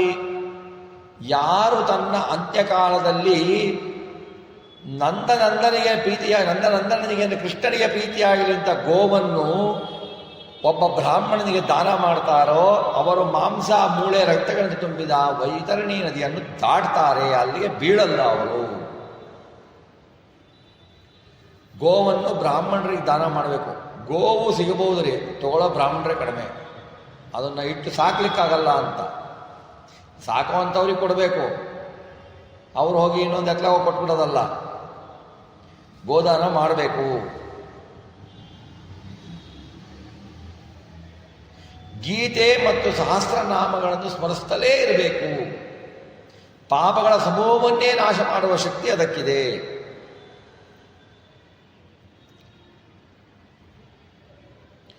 ಭಗವಂತನ ಪಾದದ ಹೆಬ್ಬೆರಳಿಂದ ಉದಿಸಿದ ಗಂಗೆಗೆ ಎಂಥ ಪಾಪಗಳನ್ನು ನಾಶ ಮಾಡುವ ಶಕ್ತಿ ಇದೆ ಅಂದ ಮೇಲೆ ಗಂಗಾ ಜನಕನಾದ ಅವನಿಗಿರಬಾರ್ದ?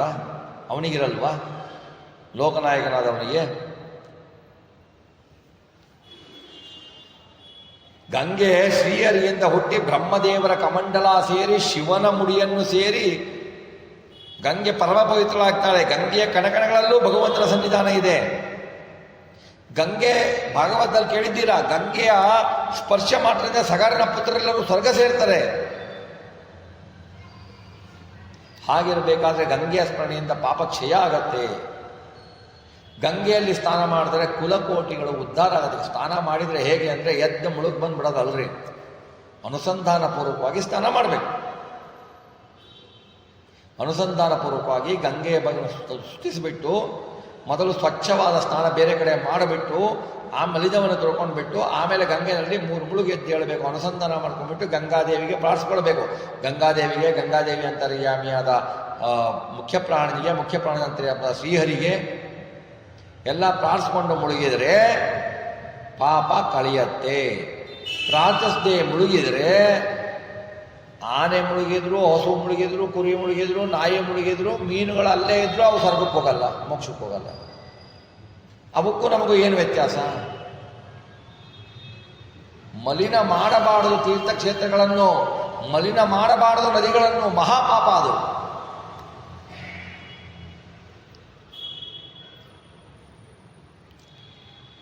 ಏಕಾದಶಿ ವ್ರತಂ ಗೀತಾ ಗಂಗಾಂಬು ತುಳಸೀದಲಂ ವಿಷ್ಣೋ ಪಾದಾಂಬು ನಾಮಾನಿ ಮರಣೆ ಮುಕ್ತದಾನಿ ಚ. ಏಕಾದಶಿ ವ್ರತ, ಗೀತಾ, ಗಂಗಾಜಲ, ತುಳಸೀದಳ, ವಿಷ್ಣುವಿನ ಪಾದತೀರ್ಥ ನಾಮಗಳು ಇವೆಲ್ಲ ಮರಣಕಾಲದಲ್ಲಿ ಮುಕ್ತಿಯನ್ನು ಕೊಡ್ತಾವೆ. ಆಮೇಲೆ ಇನ್ನೇನು ದಾನ ಮಾಡಬೇಕು ಅಂತ ಹೇಳ್ತಾರೆ. ತತ ಸಂಕಲ್ಪಯೇದನ್ನಂ ಸಜ್ಞತಂ ಚ ಸಕಾಂಚನ್ ಸಂವತ್ಸರಾಧೇನವೂ ದೇಯಾ ಶ್ರೋತ್ರಿಯಾಯ ದಿಯಾಯತೆ. ತುಪ್ಪದಿಂದೊಳಗೂಡಿದ ಅನ್ನ ಯಥಾಶಕ್ತಿ ಚಿನ್ನ ಶ್ರೋತಿಯನಾದ ದ್ವಿಜನಿಗೆ ನಿವೇದಿಸಬೇಕು. ಕರುವಿನ ಸಮೇತವಾದ ಹಸುವನ್ನು ಶ್ರೋತ್ರಿಯರಿಗೆ ಕೊಡಬೇಕು.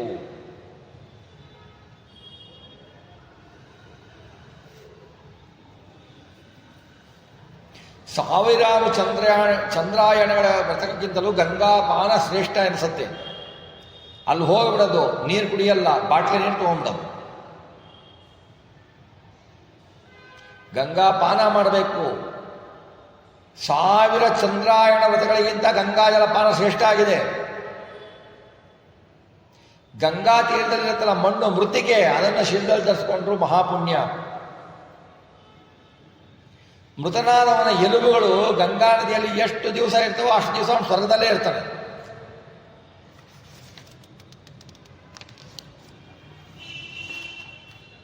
ಅಂತೆ ಜನೋ ಯದ್ದದಾತಿ ಸ್ವಲ್ಪಂ ಯಾ ಯದಿ ವಾ ಬಹು ತದಕ್ಷಯಂ ಭವೇತ್ ತಾಕ್ಷ್ಯ ಯತ್ಪುತ್ರಾಶ್ಚಾನುಮೋದತೆ.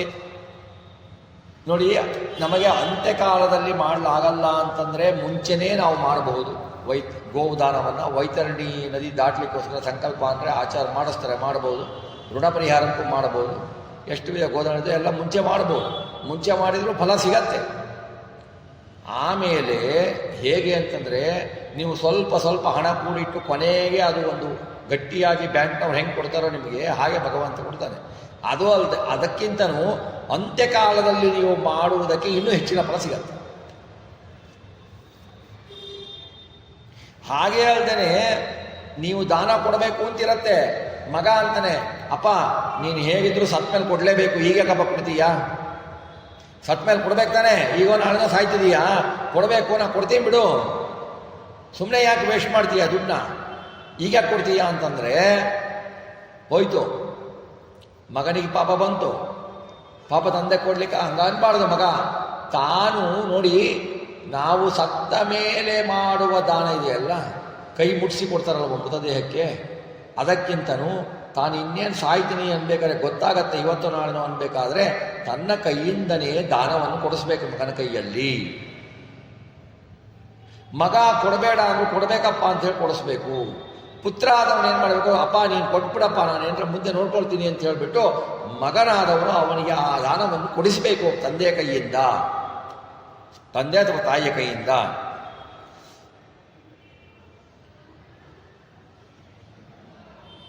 ತಂದೆ ತಾಯಿ ಬಂಧುಗಳ ಅನಾಥರ ಆಸ್ತಿಯನ್ನು ಗಂಗೆಯಲ್ಲಿ ಯಾರು ಹಾಕ್ತಾರೋ ಅವರು ಸ್ವರ್ಗಕ್ಕೆ ಹೋಗ್ತಾರೆ.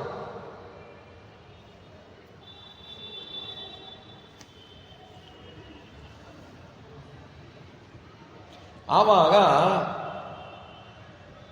ಅಂತೆ ಜನೋ ಯದ್ದದಾತಿ, ಆಯುಷ್ಯ ಮುಗಿದಿದ್ದು ತಿಳಿಯೋದು ಹೇಗೆ ಅಂತ ಪ್ರಶ್ನೆ ಬರುತ್ತೆ.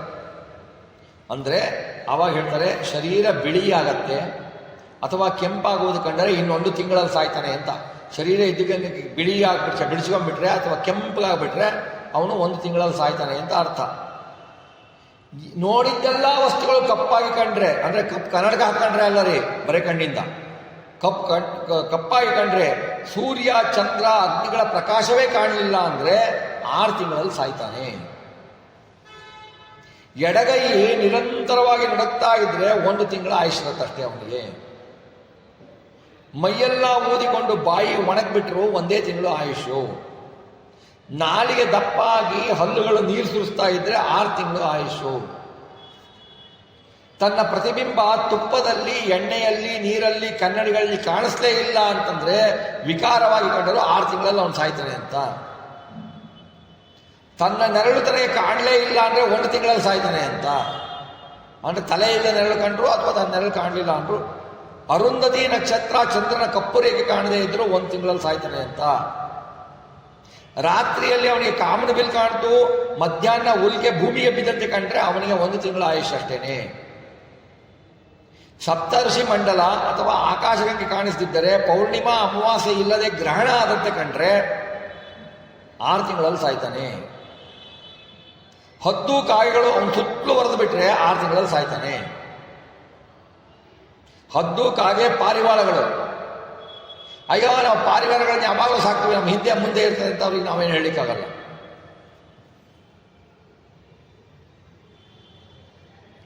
ಅಂಗಗಳಿಗೆ ಎಣ್ಣೆ ಬಳಿದುಕೊಂಡು ಕತ್ತೆ, ಕೋತಿ, ವರಾಹ, ನಾಯಿ, ಎಮ್ಮೆಗಳನ್ನು ಏರಿದಂತೆ ಕಂಡ್ರೆ ಮರಣ ಹತ್ರ ಆಗಿದೆ ಅಂತ ಅರ್ಥ.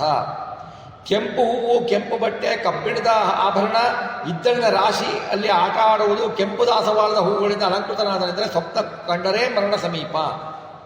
ಕೆಂಪು ಬಟ್ಟೆ ಧರಿಸಿ ತಲೆಗೂದಲು ಬಿಟ್ಕೊಂಡ್ಬಿಟ್ಟು ಫುಲ್ ಹರಡ್ಕೊಂಡ್ಬಿಟ್ಟು ಅಟ್ಟಾಸ ಮಾಡುತ್ತಾ ಕುಣಿಯುತ್ತಿರುವ ಮೂಗಿಲ್ಲದ ವಿಧವಾ ಸ್ತ್ರೀಯರ ದರ್ಶನ ಆದರೆ ಮೃತ್ಯು ದೇವತೆ ಹತ್ತಿರ ಬಂತು ಅಂತ ಅರ್ಥ.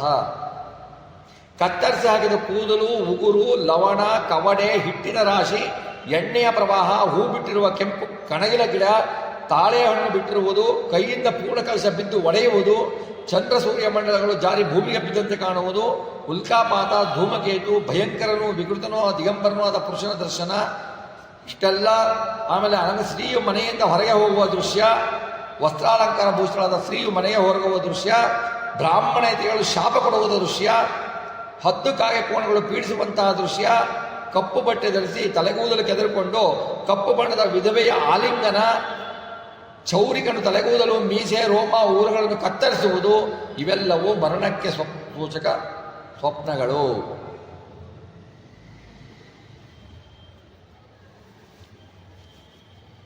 ಮಾರ್ಕಂಡೇಯ ಪುರಾಣದಲ್ಲಿ ಮತ್ತೆ ಬರುತ್ತೆ. ಮಾರ್ಕಂಡೇಯ ಪುರಾಣದಲ್ಲಿ ಹೇಳ್ತಾರೆ, ಯಾವನು ದೇವ ಮಾರ್ಗವನ್ನು ಧ್ರುವ, ಅರುಂಧತಿ, ಸೋಮ, ಶುಕ್ರ ಮುಂತಾದವರು ನೋಡುವುದಿಲ್ಲವೋ ಅವನು 1 ವರ್ಷ ಜೀವಿಸ್ತಾನೆ. ಸೂರ್ಯಮಂಡಲವನ್ನು ಕಿರಣರಹಿತವಾದನ್ನು ನೋಡ್ತಾನೆ, ಅವನಿಗೆ ಸೂರ್ಯನ ನೋಡ್ತಾನೆ, ಅಲ್ಲಿ ಸೂರ್ಯನ ಕಿರಣಗಳೇ ಕಾಣಲ್ಲ, ಅಂಥವನು 11 ತಿಂಗಳಿರ್ತಾನೆ. ಸ್ವಪ್ನದಲ್ಲಿ ಮೂತ್ರ, ಮಲ, ವಾಂತಿ ಮಾಡಿಕೊಂಡು ಸುವರ್ಣ ರಜತವನ್ನು ನೋಡಿದರೆ 10 ತಿಂಗಳು ಜೀವಿಸ್ತಿರ್ತಾನೆ. ಪ್ರೇತ ಪಿಶಾಚಿಗಳನ್ನು ನೋಡಿದರೆ 9 ತಿಂಗಳು ಜೀವಿಸಿರ್ತಾನೆ. ಕಾಯಿಗಳಿಂದ ಸುತ್ತುವರಿಯಲ್ಪಟ್ಟು ಒಡೆಯಲ್ಪಟ್ಟುವುದು, ಮರಳಿನ ಮಳೆ ತಲೆಯ ಮೇಲೆ ಸುರಿದಂತೆಯೂ ತನ್ನ ನೆರಳನ್ನು ವಿಪರೀತವಾಗಿ ನೋಡಿದರೆ 4 ಅಥವಾ 5 ತಿಂಗಳು ಬದುಕಿರ್ತಾನೆ. ರಾತ್ರಿಯಲ್ಲಿ ಕಾಮನ ಬಿಲ್ ನೋಡಿದರೆ 3 ತಿಂಗಳಲ್ಲಿ ಬದುಕಿರ್ತಾನೆ ಅಂತ ಮಾರ್ಕಂಡೇಯ ಪುರಾಣ ಹೇಳುತ್ತೆ. ಆಮೇಲೆ ಹೇಳ್ತಾರೆ,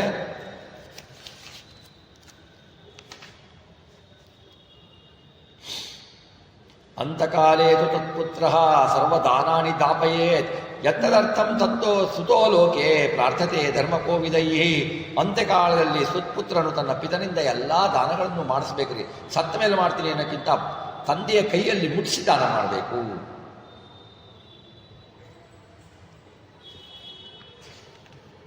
ಭೂಮಿಷ್ಠಂ ಪಿತರಂ ದೃಷ್ಟ ಅರ್ಧ ನಿಯಮಿತ ಲೋಚನಂ ಪುತ್ರೈಸ್ತುಷ್ಟಾನ ಕರ್ತವ್ಯ ತದ್ಧನೆ ಪೂರ್ವ ಸಂಚತೆ. ಅದೇ ಹೇಳ್ತಾರೆ ನೋಡಿ, ಭೂಷಾಯಿ ಆಗಿರ್ತಾನೆ, ಮಲಗಿರ್ತಾನೆ, ತಂದೆ ಮರಣ ಸನ್ನಿಹಿತನಾದವನು, ಅರ್ಧ ಕಣ್ಣು ತೆಗೆದಿರ್ತಾನೆ, ಪೂರ್ತಿ ಕಣ್ಣು ತೆಗಿಲಿಕ್ಕಾಗಲ್ಲ. ಅವನು ನೋಡಿದ ಪುತ್ರರು ಅವನು ಏನು ಸಂಪಾದನೆ ಮಾಡಿರ್ತಾನೋ ಆ ಹಣಕ್ಕೆ ಆಸೆ ಪಡ್ಕೊಂಡು ಬಿಲ್ ಬರ್ಕೊಂಡೆ, ಅವ್ರು ಜಗಳ ಆಡದೆ ಇವ್ರು ಜಗಳ ಆಡದೆ, ನನಗೆ ಆಸ್ತಿ ಹೆಂಗ ಆಸ್ತಿ, ಪಾಪ ಅವನು ಸಾಯ್ತಾ ಇರ್ತಾನೆ. ಅವನ ಬಗ್ಗೆ ಇಲ್ಲೇ ಇಲ್ಲ, ಅವನ ದುಡ್ಡಿನ ಬಗ್ಗೆ ಇದೇ ಗೊತ್ತಾಗತ್ತೆ ಮನುಷ್ಯನಿಗೆ. ಯಾರೂ ಅವನ ಜೊತೆ ಬರಲ್ಲ. ಅವನು ದುಡ್ಡು ಇತ್ತು ಅಂತಂದ್ರೆ ಉಂಟು ಅಷ್ಟೇನೆ, ಹಾಗಿರ್ತಾನೆ. ಹಾಗಿರಬಾರ್ದು ಅಂತ ಹೇಳ್ತಾರೆ. ಮರಣಕಾಲದಲ್ಲಿ ಜೀವನಧಾರಾಗುವ ದಾನವನ್ನು ಕೊಟ್ಟರೆ ದಾನದಿಂದ ಯಮಮಾರ್ಗದಲ್ಲಿ ಹೋಗುವ ದುಃಖಗಳು ಉಂಟಾಗೋದಿಲ್ಲ. ನೋಡ್ರಿ, ಇದು ನಾವು ಬುತ್ತಿ ಕಟ್ಕೊಂಡು ಹೋಗ್ಬೇಕು. ಬುತ್ತಿ ಯಾವುದು? ದಾನ ಅನ್ನುವ ಬುತ್ತಿ ಕಟ್ಕೊಂಡು ಹೋಗ್ಬೇಕು, ಪುಣ್ಯ ಅನ್ನುವ ಬುತ್ತಿಯನ್ನು ಕಟ್ಕೊಂಡು ಹೋಗ್ಬೇಕು. ನಾವು ಯಾತ್ರೆ ಮಾಡ್ತೀವಿ, ಯಮಲೋಕದ ಯಾತ್ರೆಯನ್ನು ಮಾಡ್ತೀವಿ, ದಾರಿಯಲ್ಲಿ ತಿನ್ನಲಿಕ್ಕೆ ಬೇಕಲ್ವಾ?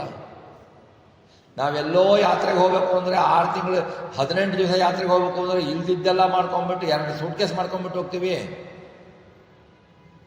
ಅದು ತೀರ್ಥಯಾತ್ರೆಗಿಂತ ತಿಂಡಿ ಯಾತ್ರೆ ಆಗಿ ಹೋಗಿರುತ್ತೆ. ನಾವು ಪರಲೋಕಕ್ಕೆ ಯಾತ್ರೆ ಬೆಳೆಸಬೇಕಾದ್ರೆ ನಮ್ಮಲ್ಲಿ ಮಾಡಿದ ದಾನದ ಬುತ್ತಿ ಇರಬೇಕ್ರಿ. ದಾನ ಇತ್ತು ಅಂದರೆ ಸಿಗುತ್ತು ಬುತ್ತಿ, ಇಲ್ಲ ಅಂದರೆ ಇಲ್ಲ.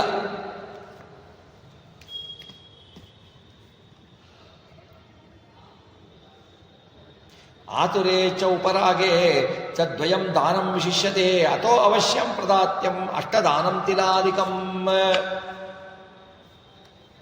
ಅಷ್ಟದಾನಗಳನ್ನು ಕೊಡಬೇಕು ಸಾಯುವ ಸಮಯದಲ್ಲಿ. ಆತುರೇ ಚ ಉಪರಾಗೆ ಚದ್ವಯಂ ದಾನಂ ವಿಶಿಷ್ಯತೆ ಅಥೋ ಅವಶ್ಯಂ ಪ್ರದಾತವ್ಯಂ ಅಷ್ಟದಾನಂ ತಿಲಾಧಿಕಂ. ತಿಲಾಲೋಹಂ ಹಿರಣ್ಯಂಚ ಕಾರ್ಪಾಸವೋ ಲವಣಂ ತಥಾ ಸಪ್ತಧಾನಂ ವಿಚಿತಿರಾವ ಏಕೈಕಂ ಪಾವನಂ ತ್ವಂ. ಅಷ್ಟಮಹಾದಾನ ನೋಡಿ, ಅಷ್ಟಮಹಾದಾನದಲ್ಲಿ ಎಳ್ಳು ದಾನ ಮಹಾದಾನ ಎನಿಸಿದೆ. ಎಳ್ಳನ್ನು ಕೊಟ್ಟರೆ ಯಾರೂ ಇಸ್ಕೊಳ್ಳಲ್ಲ ಅಂತಾರೆ. ನೀವು ಕೊಡಬೇಕಾದ್ರೆ, ಎಳ್ಳನ್ನು ಕೊಡಬೇಕಾದ್ರೆ ಕೊಡಿ ಯಾರಿಗಾದರೂ ಎಳ್ಳು ದಾನನ. ನೀವು ಮುಂಚೆ ಕೊಟ್ಟರು ಕೂಡ ನಾನು ಸಾಯಬೇಕಾದ್ರೆ ಸಂಕಲ್ಪ ಮಾಡಿಬಿಟ್ಟು ಕೊಡಿ, ಎಳ್ಳನ್ನು ದಾನ ಮಾಡಿ ಅವರಿಗೆ. ತಿಲದಾನದಿಂದ ಅಕ್ಷಯ ಪುಣ್ಯ ಲಭಿಸತ್ತೆ. ಭಾಳ ಶ್ರೇಷ್ಠ. ತಿಲ ಅಂದರೆ ಅಮಂಗಳ ಅಂತ ತಿಳ್ಕೊಬಾರ್ದು. ಎಳ್ಳು ಅಂದರೆ ಮಂಗಳ. ಶಕ್ತಿ ಇದ್ದಷ್ಟು ಎಳ್ಳು ದಾನ ಮಾಡಬೇಕು. ನಿತ್ಯವೂ ತಿಲವನ್ನು ದಾನ ಮಾಡಿದರೆ ಧಾತೃವಿನ ಇಷ್ಟಾರ್ಥಗಳೆಲ್ಲ ಪೂರ್ತಿಯಾಗತ್ತೆ. ತಿಲವೇ ಇಲ್ಲದಿದ್ದರೆ ಶ್ರಾದ್ದ ಆಗದೇ ಇಲ್ಲ. ಅದು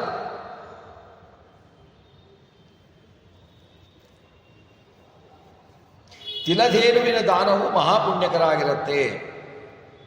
ಆ ಧೇನುವನ್ನು ನೀಡಿದರೆ ಕಷ್ಟ ಪರಂಪರೆಯಿಂದ ಪಾರಾಗಿ ನರಕದಲ್ಲಿ ಅವನ ಹಾಲನ್ನು ಕುಡಿತಾನೆ ಕ್ಷೀರ ನದಿಯಲ್ಲಿ. ತಿಲ 3 ಥರ ಇದೆ, ಕಪ್ಪು, ಬಿಳಿ, ಕಂದು ಅಂತ ಇದೆ. ಕಪ್ಪು ಎಳ್ಳು ಇವುಗಳಲ್ಲಿ ಶ್ರೇಷ್ಠ. ಬಿಳಿ ಮಧ್ಯಮ, ಕಂದು ಕೆಂಪು ಬಣ್ಣ ತಿಲಗಳು ಕನಿಷ್ಠ. ಮರಣಕಾಲ ನೋಡಿ, 2 ಕಾಲ ಇದೆ ರೀ ದಾನ ಮಾಡಲಿಕ್ಕೆ. ಅತಿ ಶ್ರೇಷ್ಠವಾದ ಕಾಲ ಒಂದು ಮರಣಕಾಲ, ಒಂದು ಗ್ರಹಣ ಕಾಲ. ಎರಡರಲ್ಲಿ ಏನು ಕೊಡ್ತಿರೋ ದಾನ ಅದು ಬಹಳ ವಿಶಿಷ್ಟವಾದದ್ದು. ಅದರಿಂದ ಎಳ್ಳು ಮುಂತಾದ 8 ದಾನಗಳನ್ನು ಅವಶ್ಯವಾಗಿ ಕೊಡಲೇಬೇಕು ಅಂತ ಗ್ರಂಥ ಹೇಳುತ್ತೆ. ಎಳ್ಳು, ಲೋಹ, ಚಿನ್ನ, ಹತ್ತಿ, ಉಪ್ಪು, ಸಪ್ತಧ್ಯಾನಗಳು, ಭೂಮಿ, ಗೋವು ಇವುಗಳಲ್ಲಿ ಒಂದಾದ ದಾನವು ಪವಿತ್ರ ಅಂತ ಹೇಳುತ್ತೆ. ಅಮಾವಾಸ್ಯೆಯಲ್ಲಿ ತಿಲೋದಕವನ್ನು ಯಾರು ತರ್ಪಣ ಕೊಡ್ತಾರೋ ಅವನಿಗೆ ಶ್ರಾದ್ದ ಮಾಡಿದ ಫಲ ಸಿಗತ್ತೆ.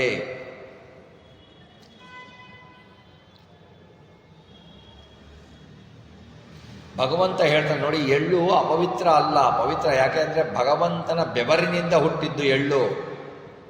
ಭಗವಂತ ಬ್ರಹ್ಮದೇವರ ಮೂಗಿನಿಂದ ವರಾಹ ರೂಪದಿಂದ ಹೊರಗೆ ಬರ್ತಾನೆ. ಬ್ರಹ್ಮದೇವರು ಸೀನಿದಾಗ ಹೊರಗೆ ಬಂದು ದೊಡ್ಡ ಆಕಾರವಾಗಿ ಬೆಳೆದು ಬಿಡ್ತಾನೆ. ಅವಾಗ ಗೊತ್ತಾಗತ್ತೆ ಇವನು ಪರಮಾತ್ಮ ಇನ್ಯಾರೂ ಅಲ್ಲ ಅಂತ. ಅವನ ರೋಮಗಳು, ಯಜ್ಞಕ್ಕೆ ಬೇಕಾದ ಮರಗಳು ಎಲ್ಲವೂ ಅಲ್ಲಿಂದಲೇ ಬರುತ್ತೆ. ಸುಸ್ತ್ರವಗಳು, ಯಜ್ಞಕ್ಕೆ ದರ್ಬೆಗಳು ಎಲ್ಲವನ್ನೂ ಅಲ್ಲಿ ಎಳ್ಳು ಭಗವಂತನ ಬೆವರಿನಿಂದಲೇ ಬರೋದು. ಅದು ಹೆಂಗೆ ಅಪವಿತ್ರ ಆಗತ್ತೆ? ಭಗವಂತನ ಬೆವರಿನಿಂದ ಬರೋದು ಅಪವಿತ್ರ ಆಗ್ಲಿಕ್ಕೆ ಸಾಧ್ಯನೇ ಇಲ್ಲ. ಭಗವಂತ ಹೇಳ್ತಾನೆ, ಎಳ್ಳು ದಾನ ಮಾಡೋದ್ರಿಂದ ಏನಾಗತ್ತಂದ್ರೆ ಅಸುರರು, ದಾನವರು, ದೈತ್ಯರು ತೃಪ್ತಿಗೊಳ್ತಾರೆ. ಅದರಿಂದ ಅಂದರೆ ನೀವು ಕೇಳಬಹುದು, ಅಲ್ಲ ನಾವು ದೇವತೆಗಳ ತೃಪ್ತಿ ಮಾಡಬೇಕು ಅಂತ ಹೇಳ್ತೀವಿ, ನೀವು ಅಸುರರಿಗೆ, ದೈತ್ಯರಿಗೆ, ದಾನವರು ತೃಪ್ತಿ ಆದರು ಅಂದರೆ ಏನು, ಅದಕ್ಕೆ ಯಾಕೆ ದಾನ ಕೊಡಬೇಕು ಅಂದರೆ ನಾವು ಮಾಡುವ ಒಳ್ಳೆಯ ಕೆಲಸಗಳಿಗೆ ನಮ್ಮ ದೇಹದಲ್ಲಿರೋ ದೈತ್ಯರು ಅಡ್ಡಿ ಮಾಡ್ತಾರೆ. ಅವ್ರಿಗೆ ಚೆನ್ನಾಗಿಟ್ಟಿದ್ರೆ ಅವ್ರು ನಮಗೆ ಅಡ್ಡಿ ಮಾಡ್ಲಿಕ್ಕೆ ಬರಲ್ಲ. ತಿಲದಾನ ಮಾಡಬೇಕು.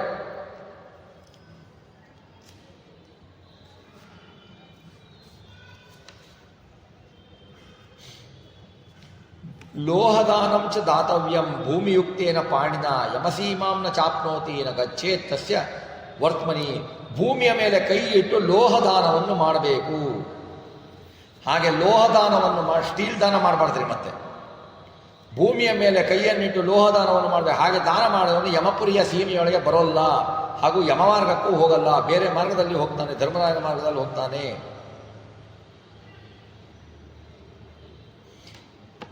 ಲೋಹದಾನದಲ್ಲಿ ಸುವರ್ಣದಾನ ಉತ್ತಮ, ಬೆಳ್ಳಿ, ಕಂಚು, ತಾಮ್ರ, ಸ್ಟೀಲಿನ ದಾನವನ್ನು ಮಾಡಬಾರದು.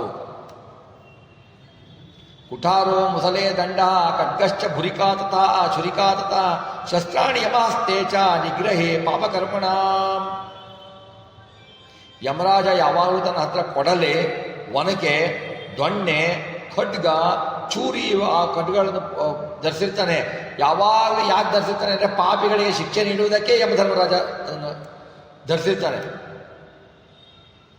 ಯಮಧರ್ಮನ ಆಯುಧಗಳು ಅಂದರೆ ಯಮನ ಧರ್ಮದ ಆಯುಧಗಳಿಗೆ ಅಭಿಮಾನಿಗಳಿದಾರಲ್ಲ, ಅವುಗಳನ್ನು ತೃಪ್ತಿಪಡಿಸ್ಲಿಕ್ಕೋಸ್ಕರನೇ ಈ ದಾನಗಳನ್ನು ನಾವು ಹೇಳ್ತಾ ಇರೋದು. ಆ ದಾನಗಳನ್ನು ಕೊಡಿಸೋ ತೃಪ್ತಿಪಟ್ಟರೆ ನಮಗೆ ಅದರಿಂದ ಹಿಂಸೆ ಆಗಲ್ಲ. ಯಮದೂತರಂದ್ರೆ ಊರಣಃ ಶ್ಯಾಮಸೂತ್ರಶ್ಚ ಶುಂಡಾಮರ್ಕೋಪ್ಯುದಂಬರಃ ಶೇಷಂಬಲೋ ಮಹಾದೂತ ಲೋಹದಾನಾತ್ ಸುಖಪ್ರದ. ಊರಣ, ಶ್ಯಾಮಸೂತ್ರ, ಷಂಡಾಮರ್ಕ, ಉದಂಬರ, ಶೇಷಂಬಲಂಬನೆ ಯಮದೂತರಿದ್ದಾರೆ. ಅವರು ಅಗ್ಗಿಷ್ಟಿಗೆ, ಹಾರೆ ಮುಸಲಾದ ಲೋಹದ ಅಗ್ಗಿಷ್ಟಿಗೆ ಕೊಡ್ತಾರೆ ನೋಡಿ. ಸತ್ತಾಗ ಅಗ್ಗಿಷ್ಟಿಗೆ ಕೊಡ್ತಾರೆ ದಾನಕ್ಕೆ. ಆಮೇಲೆ ಹಾರೆ ಕೊಡ್ತಾರೆ, ಮುಸಲ ಕೊಡ್ತಾರೆ. ಆ ದಾನದಿಂದ ಸುಖವನ್ನು ಪಡೆಯುತ್ತಾರೆ. ಶೃಣುತ್ತಾಕ್ಷ ಪರಂ ಗುಹ್ಯಂ ದಾನಾನಾಂ ದಾನಮುತ್ತಮಂ ದತ್ತೇನ ತೇ ತುಷ್ಯಂತಿ ಭೂರ್ಭುವ ಸ್ವರ್ಗವಾಸಿನಃ. ಎಲ್ಲ ದಾನಗಳಲ್ಲಿ ಅತಿ ಗುಪ್ತವೂ ಅತಿ ಉತ್ತಮವೂ ಆದ ದಾನವನ್ನು ಹೇಳ್ತೇನೆ ಕನ್ನಡ ಕೇಳು ಅಂತ ಭಗವಂತ ಹೇಳ್ತಾನೆ. ಈ ದಾನದಿಂದ ಭೂಲೋಕ, ಭುವರ್ಲೋಕ ಮತ್ತು ಸ್ವರ್ಗಲೋಕಗಳ ನಿವಾಸಿಗಳು ಸಂತೋಷ ಪಡ್ತಾರೆ ಅಂತ ಹೇಳ್ತಾನೆ. ಮತ್ತೆ ಮುಂದೆ ಹೇಳ್ತಾನೆ ಭಗವಂತ, ಬ್ರಹ್ಮಾದ್ಯ ಋಷಿಯೋ ದೇವ ಧಮ್ರಾಜ ಸಪಾಸದಾ ಸ್ವರ್ಣದಾನೇನ ಸಂತುಷ್ಟ ಭವಂತಿ ವರದಾಯಕಾ. ಬ್ರಹ್ಮಾದಿಗಳು, ಋಷಿಗಳು, ದೇವತೆಗಳು, ಧರ್ಮರಾಜನ ಸಪಾಸದರು ಎಲ್ಲರೂ ಸುವರ್ಣದಾನದಿಂದ ಸಂತುಷ್ಟರಾಗ್ತಾರೆ. ನಮ್ಮ 7 ಪಾಪಗಳು, 7 ಪಾಪಗಳ ಧೂತರಲ್ಲಿ ಸುವರ್ಣದಾನ ಶ್ರೇಷ್ಠ ಆಗಿದೆ. ಸುವರ್ಣ ದಕ್ಷಿಣೆಯೇ ಶ್ರೇಷ್ಠ ದಕ್ಷಿಣೆ ಆಗಿದೆ. ಸುವರ್ಣದಾನ ಕುಲವನ್ನೇ ಪವಿತ್ರಗೊಳಿಸೋಳುತ್ತೆ. ಸುವರ್ಣದಾನ ಮಹಾದಾನ. ಇದನ್ನು ತೆಗೆದುಕೊಂಡ ವಿಪ್ರ ಗಾಯತ್ರಿ ಮಂತ್ರ ಜಪಿಸಲೇಬೇಕು. ನಂತರ ಕಬ್ಬಿಣ ಕಾದಿರುವ ಸಲಾಕೆಯನ್ನು ಒಂದು ಕ್ಷಣ ಹಿಡಿದುಕೊಳ್ಳಬೇಕು ಅಂತ ಇದೆ ನೋಡಿ. ಸುವರ್ಣದಾನ ಮಾಡಿ ಅಂದರೆ ನನ್ನ ಕೈಯಲ್ಲಿ ಶಕ್ತಿ ಇಲ್ಲ ಅಂದ್ರೆ ಶಕ್ತಿ ಇದ್ದವ್ರು ಹೇಳಿದ್ದಾರೆ. ನನ್ನ ಹತ್ರ ಬೇಕಾದಷ್ಟು ಇದೆಯಪ್ಪ, KG ಗಟ್ಟಲೆ ಬಂಗಾರಗಳಿದೆ. ಒಂದು ಸ್ವಲ್ಪ ವಿಪ್ರನಿಗೆ ದಾನ ಮಾಡಿದರೆ ಏನು ಗಂಟು ಹೋಗಲ್ಲ ಅಲ್ವಾ? ಎಲ್ಲ ನನಗೇ ಬೇಕು, ನನಗೇ ಬೇಕು, ನನಗೇ ಬೇಕು, ನನಗೇ ಬೇಕು, ನನ್ನ ಮಕ್ಕಳಿಗೆ ಬೇಕು, ಅವ್ರ ಮಕ್ಕಳಿಗೆ ಬೇಕು ಅನ್ನೋದು ಒಂದು ಸತಿ ಇನ್ಕಮ್ ಟ್ಯಾಕ್ಸ್ ಇಡೀ ನಮ್ಮ ರೈಡ್ ಮಾಡಿ ಎಲ್ಲ ಸೀಸ್ ಮಾಡ್ಕೊಂಡು ಹೋಗ್ಬೇಕು. ದಾನ ಮಾಡಬೇಕು, ಶಕ್ತರು ದಾನ ಮಾಡಬೇಕು.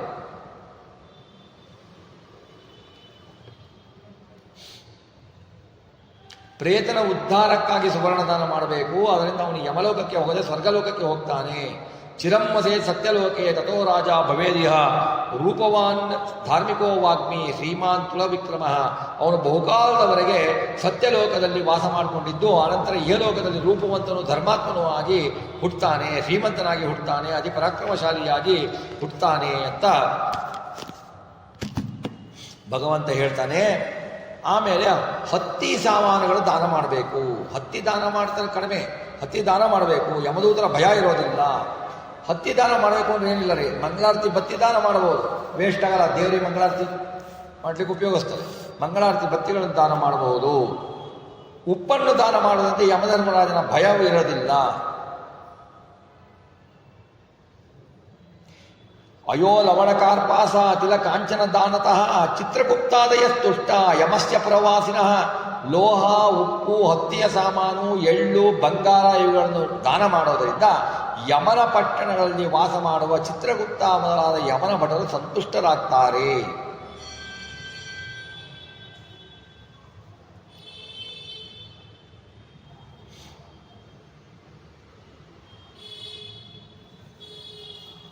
ಅಂದರೆ 20 ಭಾರದಷ್ಟು ಕಾರ್ಪಾಸ ಅಂದರೆ ಹತ್ತಿ, ಅಂದರೆ 1 ಭಾರ 22 ತೊಲ ಅಷ್ಟು ದಾನ ಮಾಡಬೇಕು.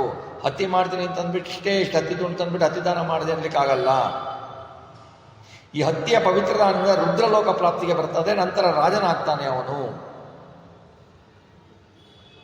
ನಮಗೆ ಏನಾದ್ರು ನೀವು ಮಾಡಿ ಅಂತಂದ್ರಿ ಬಂಗಾರ ದಾನ ಮಾಡಿದರೆ ಆಗಲ್ಲ ಅಂತಂದರೆ ಸ್ವಲ್ಪನಾದರೂ ಸುವರ್ಣದ ದಾನವನ್ನು ಮಾಡಬೇಕಾಗತ್ತೆ. ಉತ್ತಮ ಗತಿಗೆ ದಾನವನ್ನು ಕೊಡಬೇಕಾದ್ರೆ ಸತ್ಪಾತ್ರರಿಗೆ ಕೊಡಬೇಕು, ನೇಮನಿಷ್ಠೆಯುಳ್ಳವರಿಗೆ ಕೊಡಬೇಕು, ದೇವರ ಪೂಜೆ ಮಾಡೋರಿಗೆ ಕೊಡಬೇಕು,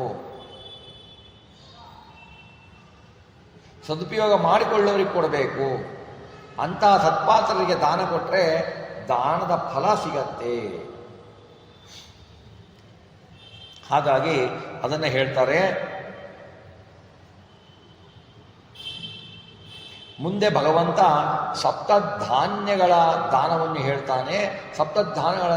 ಧಾನ್ಯದ ದಾನವನ್ನು ನಾಳೆಯ ದಿವಸ ಚಿಂತನೆ ಮಾಡೋಣ.